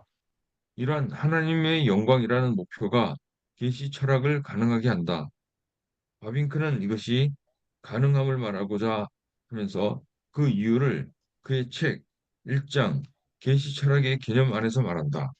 네. 이거 내가 쓴 건데 잘 쓴 것 같은데. 아니 나 이거 쓰면서 정말 피를 많이 받았어. 어? 피를 정말 많이 받았어. 그렇죠. 이거 이제 읽다 보면은 아니 내가 이거 공부하면서 하나하나 이제 책을 내면서도 하나하나 읽어보면서 그래서 공부하면서 더 자세히 보게 되니까 야, 내가 이거 어떻게 썼지? 이런 생각이 들더라고. 뭐 각주가 있는 것도 아니고 이거 하여튼 이거 쓰다가 보니까 쫙 쓴 것 같아요.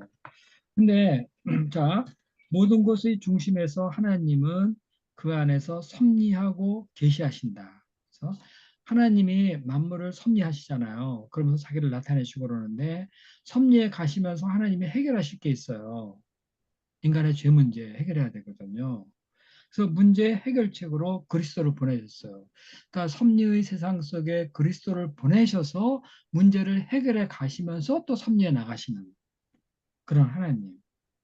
그래서 이거를 우리가 믿는다면은 일반 계시와 특별 계시 안에서 모든 것을 설명을 시도할 수 있다. 아주 확신 있게 지금 그 우리가 계시 철학을 진행해 나갈 수 있다. 그 다음 줄 있잖아요. 하나님이 만물을 통해 영광을 받기 원하신다면 만물을 통해 자신을 계시한다는 건 너무나 당연하잖아요. 그렇죠? 만물을 통해서 영광을 받으시면 그 뭐 어쩌겠다는 거야 그게 만물을 가지고. 근데 만물을 통해서 하나님이 계시하시니까 하다못해 꽃을 가지고 꽃 하나를 통해서 계시하시니까 때가 되면 피고 피는데 어떻게 하얀 색깔 뭐 파란 초록색 나무에서 빨간 완전히 반대색이잖아요.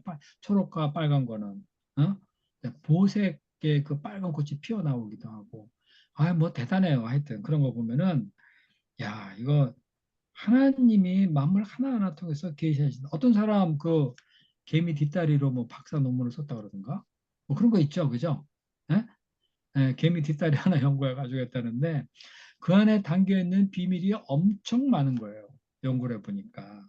그러니까 하나님은 만물을 통해서 자신을 계시하는데 계시를 왜 하느냐? 영광을 나타내기를 원하시고 원광을 받으시기 원하시기 때문에 그런 거죠. 자, 그러므로 어디든지 거기에는 하나님이 자신의 영광을 나타내기 위한 계시 활동이 있다. 이렇게. 우리 가정에도 하나님께서 뭔가를 막 하시는데 거기에는 영광을 나타내고자 하는 하나님의 뜻이 있고요. 계시 활동이 있어요. 나의 개인의 삶이든 우리나라든 뭐또 국제 정세든 또 이웃집 누구네 집이든 어떤 누가 키우는 개든 뭐 고양이든 다 거기에는 하나님의 계시 활동이 있다. 그러니까 만물에 하나님의 영광이 충만하다 한다는 것은 소소한 조그만 하나하나도 하나님의 영광이 없는 것, 영광을 위하지 않은 것이 없다. 이런 믿음을 우리가 가져야 되겠죠. 그죠? 이러한 하나님의 영광이라는 목표, 이것이 있기 때문에 계시 철학이 가능하다. 이러면서 이제 바빙크가 계시 철학의 개념에 대해서 이제 얘기를 하기 시작합니다. 그 계시 철학의 개념은 본격적으로 나오는 게 이제 그 예, 115페이지, 제가 115, 잠깐 한마디 네, 말씀드리겠습니다. 제 지금 배터리가 1% 남았거든요. 만약에 이게 꺼져버리면은 저한테 그 녹화본 좀 보내주십시오.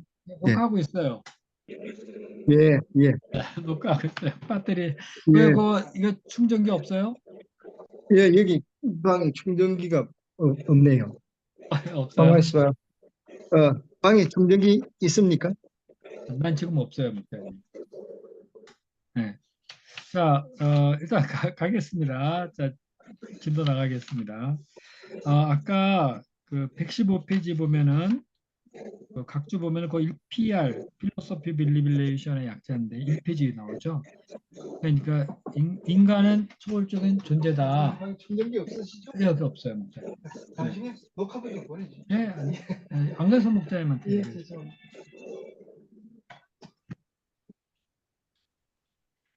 여보세요? 어, 네, 내가 목사 지금 1층 있어. 지하에 보면 있어요.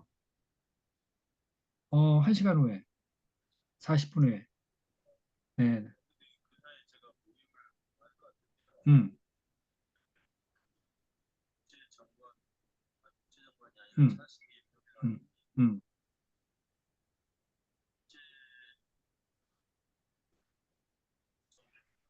음, 음, 음, 음.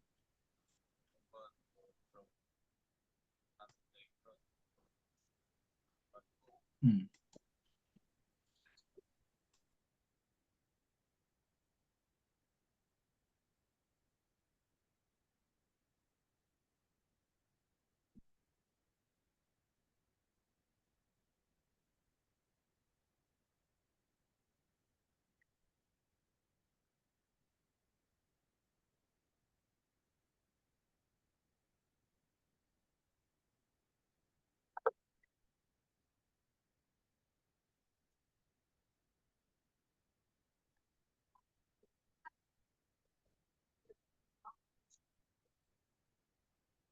목자 음수고 상태에서 지금 하고 계세요. 자, 하여튼 여기는 이제 우리가 바빙크의 계시학에 대한 본격적으로 다루기 위한 서론에 해당되는 겁니다. 자, 계속 볼까요? 계시철학의 신학적 성격에 대해서 좀 보겠습니다.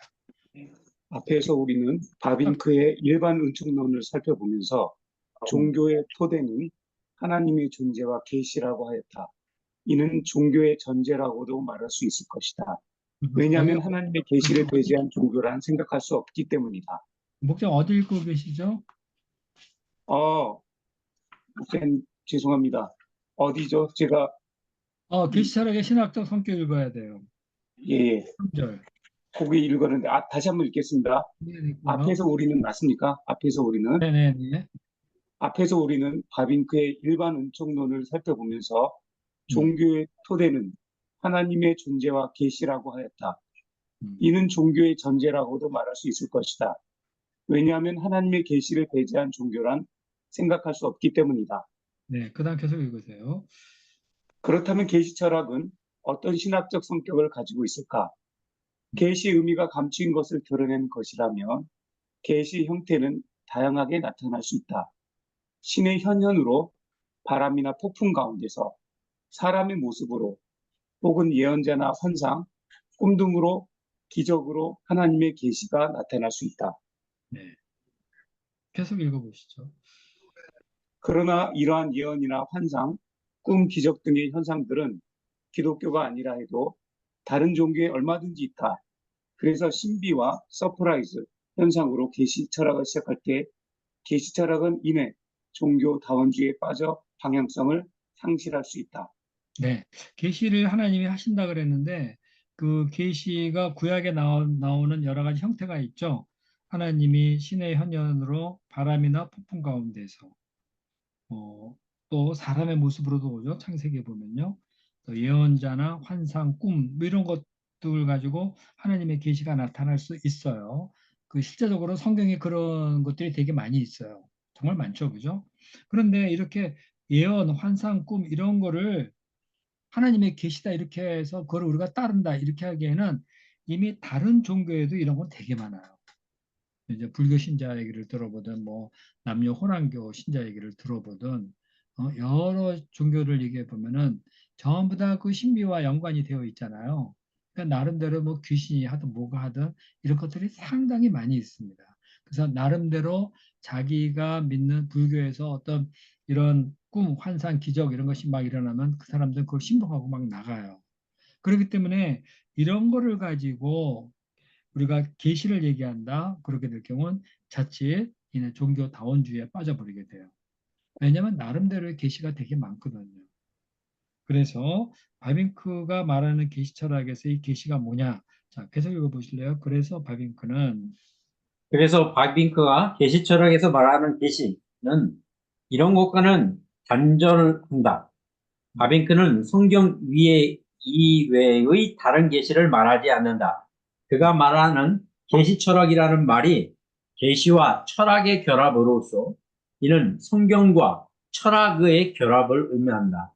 계시는 하나님으로부터 하향적 다운로드로 주어지는 것이고 철학은 인간의 사유로 이루어진 것으로 볼 때 계시 철학은 하나님의 계시에 대한 인간의 반응이요 이에 대한 사유로 정의될 수 있을 것이다. 이런 점에서 계시 철학은 계시, 곧 철저히 성경에 기초한 기독교 진리의 변증 작업이라는 점에서 개혁주의적이다. 개혁주의는 철저히 성경을 기반으로 시작하기 때문이다. 네, 그 계시 철학은 인간의 사유로, 그러니까 철학이 인간의 사유로 이루어진다고 우리가 생각하잖아요. 그렇다면 계시 철학은 하나님의 계시에 대한 인간의 반응, 인간의 사유라는 거죠. 이렇게 적용할 수 있죠. 계시에 대해서 우리는 이제 어떻게 반응하고 거기서 무슨 생각을 할 것인가. 이러면서 이제 기독교 변증 작업이 일어나는 거예요. 그렇다는 점에서 철저히 성경을 기초로 하니까 그거는 이제 개혁주의적이다. 이렇게 말을 하고 있는 거죠. 자, 지금 27분인데 조금 더 합시다. 자, 4절 읽어볼까요? 4절. 인간의 기철학의 인간이에요. 박준호 목사님 읽으셔야 되겠는데. 네. 예. 제4절 계시철학의 인간이에 바빙크는 계시철학 일장에서 계시철학의 개념을 본격적으로 전개해 가기 앞서 먼저 인간은 어떤 존재인가에 대해 언급하며 이를 자기 논의의 전제로 삼고 있다. 물론 바빙크가 이것을 전제 삼는다는 말은 안 하고 있다. 하지만 바빙크는 인간이 어떤 존재인가에 대해 말하면서 그의 계시 철학을 말하기 시작한다는 면에서 사실상 그가 인간이 어떤 존재인가에 대해 규정하고 이를 전제 삼았다고 볼 수 있다. 네. 그러니까 계시 철학에서 제일 중요한 것이 이제 먼저 이제 계시를 토대로 한다 그러지만 계시를 토대로 하지만 계시 철학은 인간에 관한 그 학문들, 인간의 학문에 관한 인간의 생각들이죠. 그들이 어떻게 사유하든 저렇게 사유하든 인간을 다루고 있거든요. 그러니까 인간이 무엇인가를 이해하고 전제하는 것이 되게 중요하다는 거죠. 왜냐하면은 인본주의적인 학문을 하든 어떤 기독교적인 학문을 하든 다 똑같은 인간이다 이거예요. 그래서 그 계몽주의적인 인간이든 또 신앙적인 인간이든 공통점을 찾아보자. 그러면서 인간은 이런 존재다 하고 전제를 하는 거예요. 자, 전제를 하려면 설득력이 있어야 되죠. 자, 계속 봅시다. 전제로서의 인간은 어떻게 봅시다. 그다음에. 자, 신정민 목사님 좀 읽으셔야 되겠는데. 다음 읽어볼까요, 목사님? 네, 전제로서 인간이 존재로서 인간이 어떤 존재인가 규정하는 것이 왜 중요한가? 이것은 계시 철학은 인간을 진리로 인도하기 위한 인간 철학으로서 먼저 인간이 생각하는 인간이란 어떤 존재인가에 대한 어떤 규정을 하지 않고는 출발할 수 없기 때문이다. 무엇보다도 계시 철학은 진리를 탐구하는 철학이지 인간이란 무엇인가를 묻는 철학은 아니다. 그래서 바빙크는 계시 철학을 시작하기에 앞서 이 합당한 인간에 관한 보편적인 명제를 찾아 이를 전제하고자 한다. 네. 계시철학 자체가 인간이 무엇인가를 묻는 건 아니죠. 진리를 찾기 위한 거예요. 그런데 지금 이 문제에 들어 얽혀 있는 게 인간이죠. 그죠? 그러니까 인간이 무엇인가를 우리가 정의를 해야 되는데 인간을 어떻게 해요? 보편적인 명제를 찾아야 돼요. 그러니까 예수님을 믿는 사람이든 안 믿는 사람이든 똑같이 인정할 수 있는 그런 인간에 관한 명제를 찾아야 돼요. 이러지 않냐? 그러면 거기서도 그러긴 해. 그러면서 그래야지 얘기가 되겠죠. 자, 여기서 말하는 보편적 명제는 자 봅시다. 그래서 안경선 여기서 말하는 보편적인 명제는 인류 역사 속에서 경험적으로 발견되는 명제이다. 바빙크는 누구나 인정할 수 있는 이런 보편적, 경험적 명제를 전제 삼아 이를 기초로 계시 철학을 진행한다. 그리고 그는 이런 경험적 전제에서 시작한 계시 철학의 결정적인 결론에 이르기 위해 이어 성경에 기초한 신학적 인간 이해를 말한다. 그는 여기서 보편적 명제를 신학적 명제로 이끌어가므로 인간은 결국 하나의 존재임을 말한다. 그리고 계시 철학이 가져다 주는 결론이 보편적인 면에서든 신학적인 면에서든 타당함을 확립하고자 한다. 우리가 인간을 이해할 때 보편적으로 이해를 해야 되겠죠. 인간은 이러이러한 존재다. 경험적으로 보니까 인간은 이런 걸 하던데 인간은 우리가 이렇게 규정할 수 있겠다 하고 보편적으로 얘기를 하잖아요. 그렇지만 보편적으로 이야기하는 거로 끝나면 안 되고 바빙크는 그런 보편적 인간학, 인간 이해가 성경이 말하는 인간 이해하고 같다 하는 것을 얘기를 해줘야 돼요. 그래야지 성경을 기초로 해서 계속 이어나갈 수가 있겠죠. 그죠? 그래서 거기 나온 대로 어, 그 아래서 네 번째 줄. 그는 여기서 보편적 명제를 신학적 명제로 이끌어 가므로 결국 예수님을 믿든 안 믿든 뭐 아프리카에 살든 뭐 저기 북극에 살든 흑인이든 백인이든 다 인간은 하나의 존재다 하는 것을 말을 해야만 되는 거예요. 그거를 설득력 있게 얘기를 해야지 그 얘기를 못하면 아무것도 안 돼요. 그렇다는 점에서 이게 이제 중요한 거죠. 자, 인간 이해가 되게 중요한 겁니다. 자, 그 다음에 한번 볼까요? 그러니까 바빙크는 그러니까 바빙크는 여기서 말하는 인간 이해는 다분히 음, 경험적이고 신학적이다. 네, 그리고 경험적이란 말은 인문학적인 관점에서의 인간 이해요. 음, 신학적이란 말은 성경에 기초한 인간 이해를 말한다. 네. 그건 그저 그리고 그대로 바빙크가 인문학적 관점에서 인간이에, 성경적 관점에서의 인간이에. 자, 그다음 봅시다. 그리고 바빙크가 그리고 그러니까 바빙 바빙크가 죄송합니다. 그리고 바빙크가 제일 먼저 보편적이고 경험적인 인간 이해를 전제로 계시 철학을 시작하려는 것은 합리주의 사상가든 유신론자든 그들은 다 인간이란 점에서 똑같다고 믿기 때문이다. 레이몬드에 의하면 변증학에서는 신자와 불신자 쌍방 간의 공동의 근거, 커먼 그라운드 혹은 접촉점, 포인트 오브 컨택이 있어야 한다고 했는데 바빙크는 그의 계시 철학에서 일반 계시를 그 접촉점으로 삼았다. 이렇게 일반 계시가 접촉점이 될 수 있는 것 자체가 신자든 불신자든 그들은 서로 인간으로서 일반 계시 안에서 만나고 있기 때문이다. 네, 먼저 바빙크가 보편적이고 경험적인 인간 이해를 그 얘기를 쭉 하면서 그거를 전제로 쭉 출발하는 거예요. 그러면서 성경이 말하는 인간은 뭔가를 얘기하면서 네, 그, 그 신자와 불신자 간의 공통 근거를 찾는 거죠. 그 포인트 오브 컨택트라 그랬어요. 접촉점을 찾는 거죠. 이게 계시 철학은 접촉점이 무지하게 중요해요. 이 접촉점에서 나오는 게 뭐냐? 일반 계시죠. 일반 계시로 딱 접촉을 하고 그 다음에 특별 계시로 가는 거예요. 자, 그 아래에서 이제 신자든 불신자든 그들은 서로 인간으로서 일반 계시 안에서 만난다 그랬어요. 자, 그러면 인간 문제는 자, 그다음에 그러면 이 문제는 인간이란 무엇인가라는 것으로 길착되는데 인간은 어떤 존재이기에 일반 계시가 쌍방 간의 접촉점이 될 수 있는가? 인간이란 무엇인가 하는 문제에 대해 본 연구에서는 광범위하게 논의할 수 없다. 음, 다만 이곳에서 바빙크는 본 연구의 목적에 맞게 인간이 어떤 존재인가를 말한다. 네, 인간이 무엇인가에 관한 걸 각주 26번 보면 되게 많아요. 인간 개인이 겪는 인생의 수만큼이나 다양해요. 정치적 동물이다, 뭐 종교적 동물이다, 사회적 동물이다. 그러니까 혼자는 못 산다. 누구랑 같이 살 때 사회적 동물이죠. 그 인간은 도덕적인 존재다. 막그 도덕을 벗어나서는 인간이 자, 스스로 파멸하죠, 그죠? 도덕을 무시해가지고 존엄이 사라지고 그러니까 인간은 도덕적 존재다. 뭐 여러 가지 사회학적인 정의를 할 수가 있고요.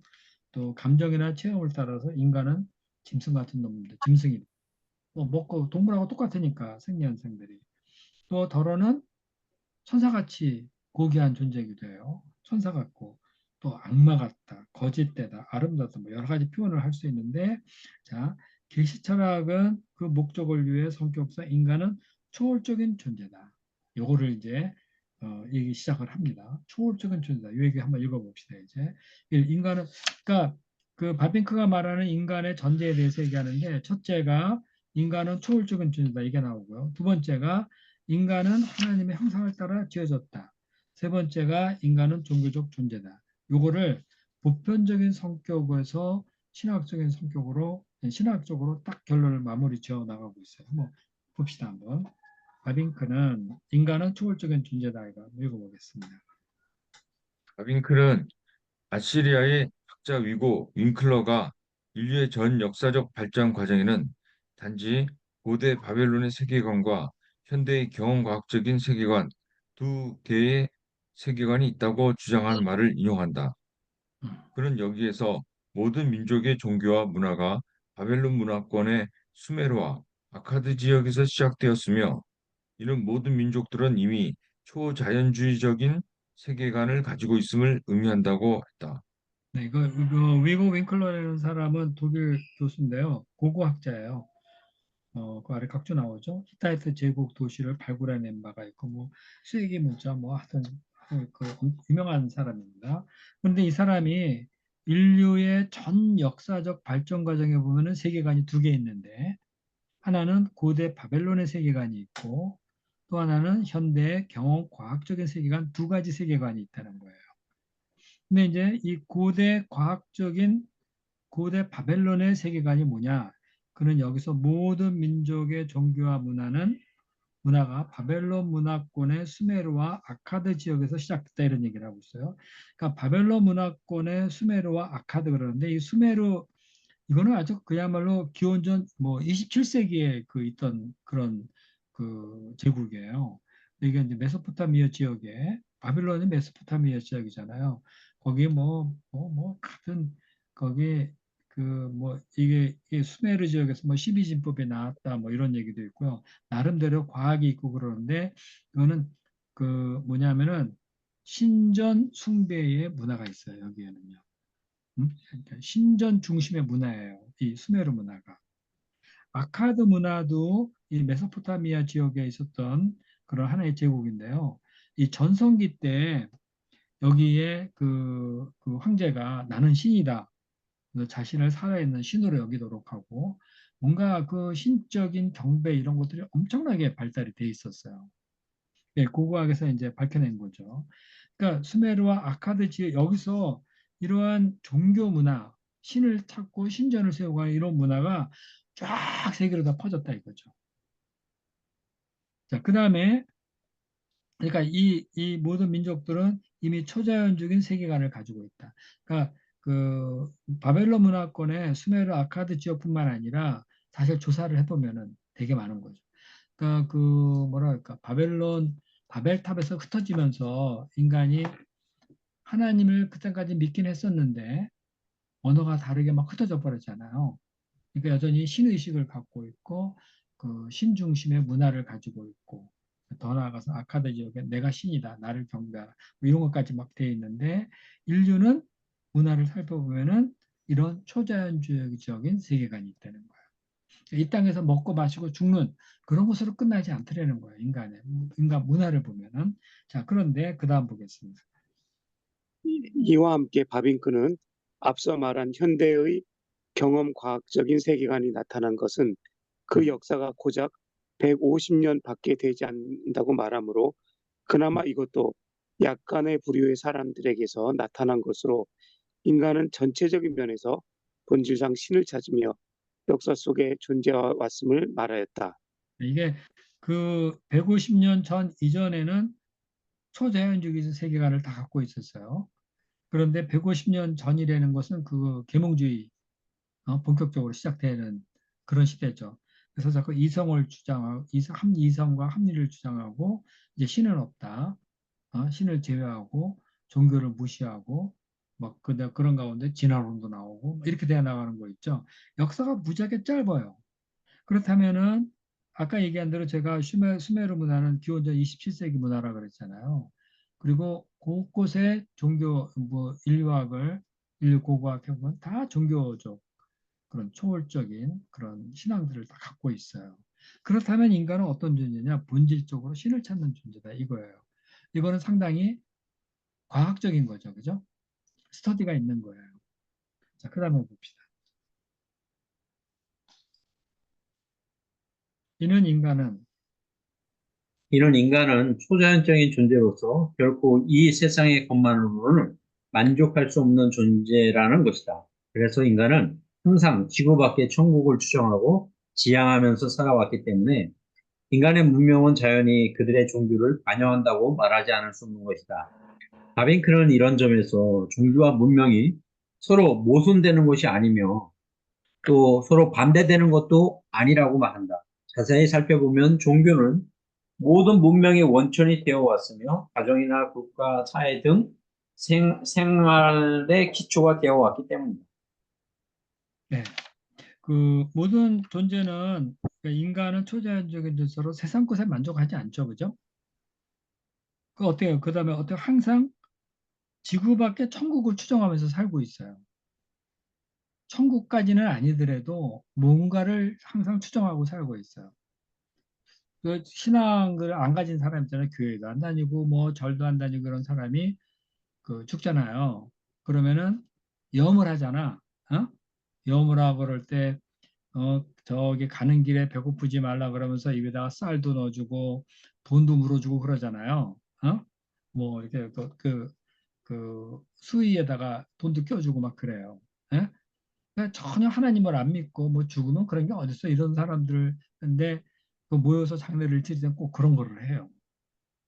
이 인간은 그냥 낳다 죽고 그로 끝나는 그런 존재가 아니라 항상 겉으로는 표현을 안 하지만은 항상 죽음 이후에 그 어떤 초월적인 세계들 염라대왕도 그 나타나잖아요. 염라대왕 앞에 가지고 또 뭐 염라대왕한테 또 심판을 받는데요.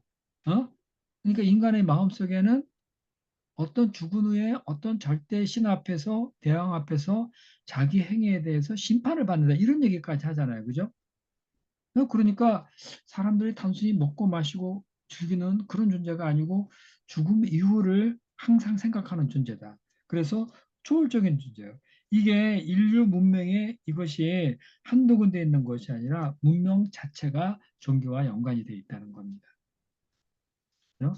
아무리 하나님을 안 믿는다 그래도 또 착한 사람, 착해서 죽은 사람, 착하게 살다 죽은 사람은 좋은 데에 갔을 거예요. 그래, 좋은 데에 갔대. 예? 그 사람 마음속에 천국을 향한 좋은 죽음 후에 좋은 나라를 향한 동경이 끊임없이 있죠. 그죠? 우리 잘 아는 거예요. 근데 이러한 종교가 모든 문명의 원천이 됐다. 가족, 국가, 사회 등의 생활 기초가 됐다. 이렇게 얘기를 하고 있어요. 그러니까 우리 동양 우리도 보면은 가족의 중심에 종교가 있죠. 죽으면은 제사를 지내고 그다음에 지방을 써가지고 뭐 향을 피우고 뭐 이런 종교가 다 집안에 돼 있어요. 그래서 막 함부로 살면은 조상님이 뭐 어쩌고저쩌고 막 그런 얘기도 하고 하여튼 이게 국가나 사회나 전체가 다 그래요. 애국가 같은 거 아니에요. 우리나라 애국가도 보면은 하나님이 보호하사 우리나라 만세 그러고 어? 그, 이제 외국에 이런 거 보면 신이 등장하는 게 되게 많아요. 그죠? 예, 국가가 다 같이 그래요. 신이 어디 있어? 그러면서 막 해도 이 하나님이라는 말, 신이라는 말 엄청 쓰고 있습니다. 이거는 가정과 국가, 사회, 생활 기초예요, 종교는. 여기서 올라온 겁니다. 다 멀쩡히 아무것도 안 믿고 사는 것 같은데 안 그래. 다. 그 다음에 봅시다. 이제 오늘 뭐 많이는 할 수 없고요. 여기까지만 합시다. 계속해 봅시다. 요 단원까지만. 이런 가운데 또 하나 우리가 간과할 수 없는 것은 인간은 이런 종교를 자신들을 억누르는 멍에나 짐으로 생각하지 않았다는 것이다. 음, 그들은 종교를 갖고 이에 따르는 의무를 당연한 것으로 여겼지 부담스럽게 여기지 않았다는 것이다. 이는 기독교에서도 마찬가지다.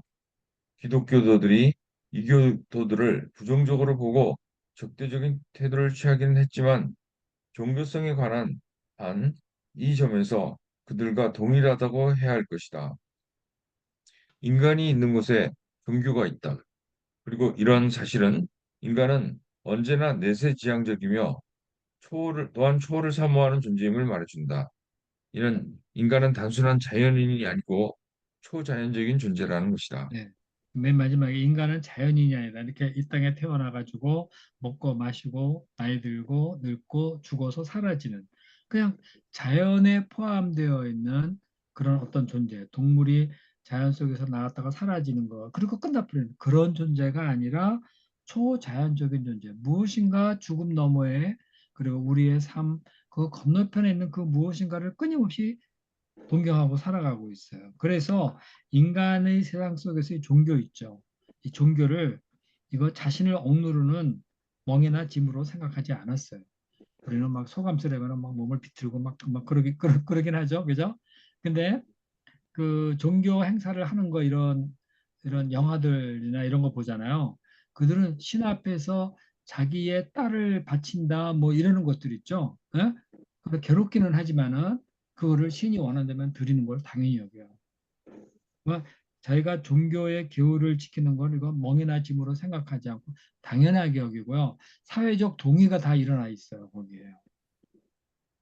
그래서 뭐 어디지 잉카 문명이니 뭐 어디 문명이니 해가지고 그 영화 같은 데 보면은 신을 부르짖고 신을 위해서 싸우고 하는 게 너무나 당연해. 대단한 거예요. 이거를 멍에나 짐으로 생각하지 않는다. 종교적 의무를요. 아주 그런 의무를 당연하게 여긴다. 기독교도 마찬가지고요. 하나님을 믿을 때 막 그냥 뭐 우리가 예배를 나오고 헌금을 드리고 또 중세 교회나 뭐 옛날에나 신 하나님 그러면 뭐 당연하게 해요. 이제 좀 내면에 반발심도 있긴 하지만 당연하게 해야 된다는 걸 알고 있어요. 그래서 인간은 내세 지향적이고 초월을 사모하는 존재다. 이거는 인류 고고학적인 면에서 이거는 나타나 있는 거예요. 자, 그런데 자, 그다음 봅시다. 그러나 인간이 왜 이렇게 초자연적인 것을 생각하고 사모한지에 대해서 인문학은 설명해 주지 못한다. 그것은 단지 인간 내면에 있는 종교성과 인류사 속에 나타난 갖가지 종교의식을 말해줄 뿐이다. 인간이 가진 이 초월성을 무엇으로 설명해야 할까? 이것은 다윗이 말하는 진화론의 기초를 두고 이론론적으로 설명하려는 시도는 허망하기만 하다. 인간이 하나님께 대한 신앙이 하나의 작은 무기질에서 시작한 진화론의 맹목적인 우연의 연속 속에서 나오게 되었다고 말하기에는 진화론은 이에 대해 아무것도 알지 못한다. 그래서 진화론은 초월적인 존재로서 인간에 대해 아무것도 말하지 말고 엄정한 중립을 지켜야 할 뿐이다. 진화론은 초자연적인 것, 종교를 필요로 하는 인간의 영적 부분에 대해서는 아무것도 설명할 수 없기 때문이다. 마저 읽어보실래요? 이렇게 역사 속에서 경험을 살펴볼 때 인간이 초월적인 존재라는 점을 우리는 인정하지 않을 수 없다. 그렇다면 어떻게 인문학적으로 발견되는 인간의 초월성은 신학적으로 어떻게 설명되는지에 대해 바빙크는 인간 이해에 관한 두 번째 전제를 말한다. 네. 그 인문학적으로 보면은 분명히 인간은 초월을 생각하고 있고 사모하고 있어요. 그리고 그 쭉 연구를 인류를 조사를 쫙 해보면은 다 종교성이 있고요. 또 종교 의식이 있어요. 그거는 뭐 태국을 가든 저 아프리카를 가든 저 뭐 잉카 쪽을 가든 종교 의식을 가지고 있어요. 야, 이 종교성을 어떻게 갖게 되었는가 인간이. 하여튼 종교성이 있다 이런 얘기는 하고 있는데 초월적이다. 어떻게 인간이 이런 종교의식을 갖고 초월을 사모하는 존재가 되었는가. 이거에 대해서 어떻게 설명을 할 것이냐. 자, 분명히 초월적인 존재고 종교적인 존재예요. 어떻게 설명할 것이냐 이거를. 근데 인문학은 답을 못 해주죠. 그래서 이거를 먼저 신학적으로 설명해야 되는 거예요, 이제는요. 그렇기 때문에 그 다음에 나오는 게 인간은 하나님의 형상을 따라 지어졌다 하는 얘기를 하고 있는 거예요. 그러니까 초월적인데 어떻게 초월적인가 불가능한 설명을 성경을 가져와서 신학적으로 하나님의 형상을 따라 지어졌다 이러면서 얘기를 풀어나가고 있는 거예요. 자, 오늘은 여기까지만 합시다. 제가 다음 주 화요일에는 유럽 수양회를 출발해야 돼요. 그러니까 못 하고요. 제가 8월 15일 도착하는데 그 이후나 할 것 같습니다. 한 2주 쉬어야 되나? 음, 음. 3번 쉬어야 돼요. 3번. 자, 그때까지 또 그때 이제 그때 만납시다. 자, 질문 있으면은 얘기해 보시겠어요? 뭐 그에서 뭐 하시고 싶은 얘기라든가 그런 것이 있으면 얘기해 주시기 바랍니다.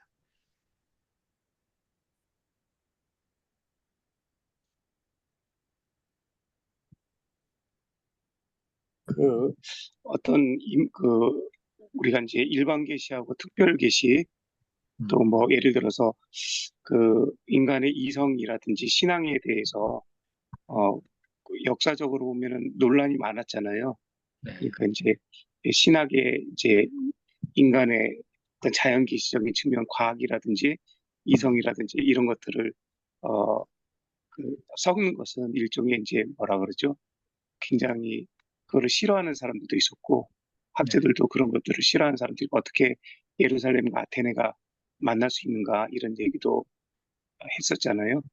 그리고 이제 또 어떤 분들은 어떤 학자는 그 이거 둘이 만나는 것을 물과 포도주가 물과 포도즙이 만나서 포도물이 되는 것이 아니고 물과 포도가 만나서 포도주가 되는 것이 완전히 새로운 것들이 만들어지는 것이 이렇게 생각도 하게 되었는데 오늘날은 대체적으로 보면은 어떤 두 가지를 이렇게 그렇다고 해서 인본주의 신학을 하자는 것은 아니지만은 일반 계시에 근거해서 그걸 무시하지 않고 그것을 근거로 해서 그러나 그것이 분명한 한계가 있기 때문에 그 과학이 아무리 발달했다고 하더라도 인간이 알 수 있는 것은 정말 어, 그 어떤 해변가에서 조개 껍데기 하나 주는 것만도 못하다는 얘기를 네. 뉴턴이 했는데 과학이 아무리 발달해도 지금도 역시 마찬가지인 것 같아요.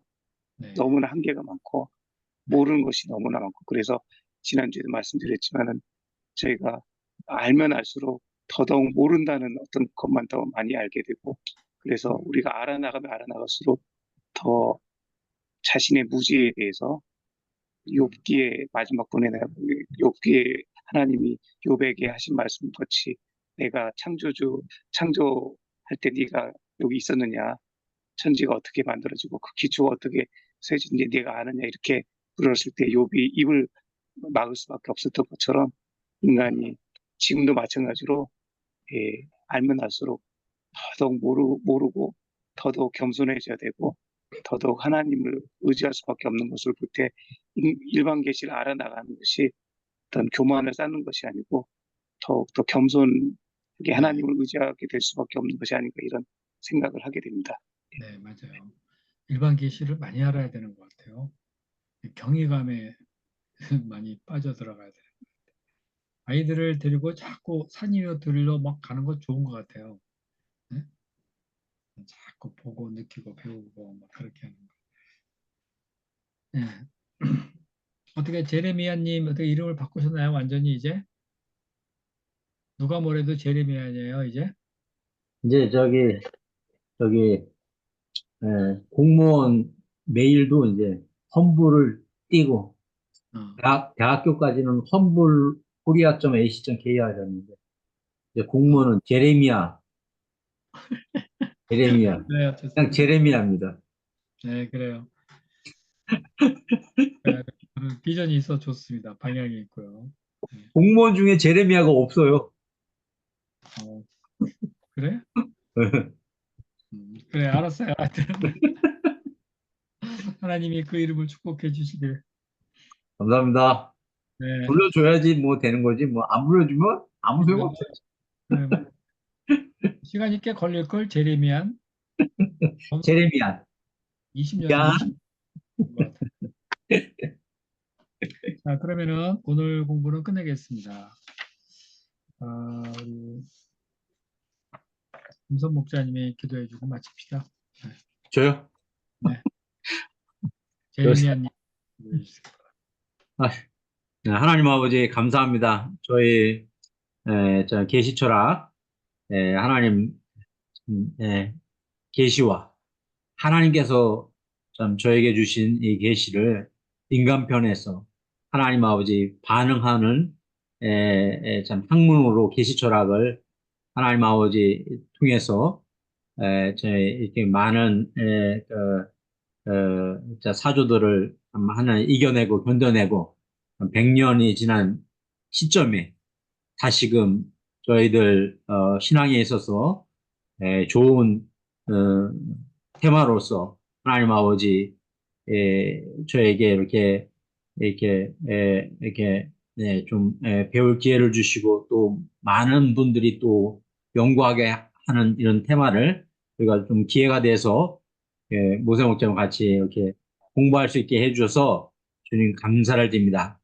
저희가 좀 부족하지만 하나님께서 은혜를 주시고 좀 계시형을 이 가운데서 주님의 계시형을 함께 해주셔서 더욱더 주님에 대해서 주님이 원하시는 만큼 하나님 아버지 저희도 밝히 좀 알려지는 시간이 되도록 축복하여 주시기를 주님 기도합니다. 무엇보다도 하나님의 영광을 드러내기를 원하시면서 하나님께서 계시하신 것을 저희가 믿고 저희 삶 속에서도 하나님 아버지 하나님의 영광을 바라보고 매사에 임하고 주님의 영광을 바라보는 가운데 하나님 아버지 목자 생활, 또 가정 생활, 직장 생활을 감당할 수 있도록 도와주기를 주님 기도합니다.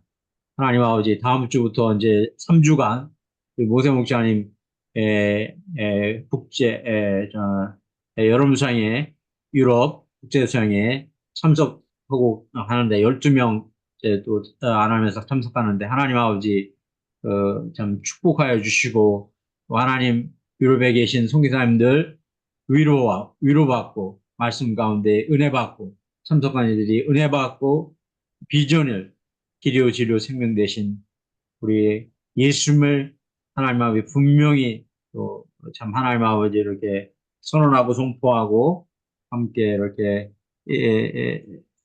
참 나누는 그런 시간이 되도록 축복하여 주시길 기도합니다. 필요한 건강을 또 주시옵소서. 우리 정한대 목사님도 가시는데 건강하게 잘 다녀올 수 있도록 도와주고 3주 후에 또 기쁜 마음으로 또 모임을 잘 시작할 수 있도록 도와주셨기를 기도합니다. 주님 감사합니다. 이 밤에 안식을 주십시오. 좋은 남은 예수 기도하였습니다.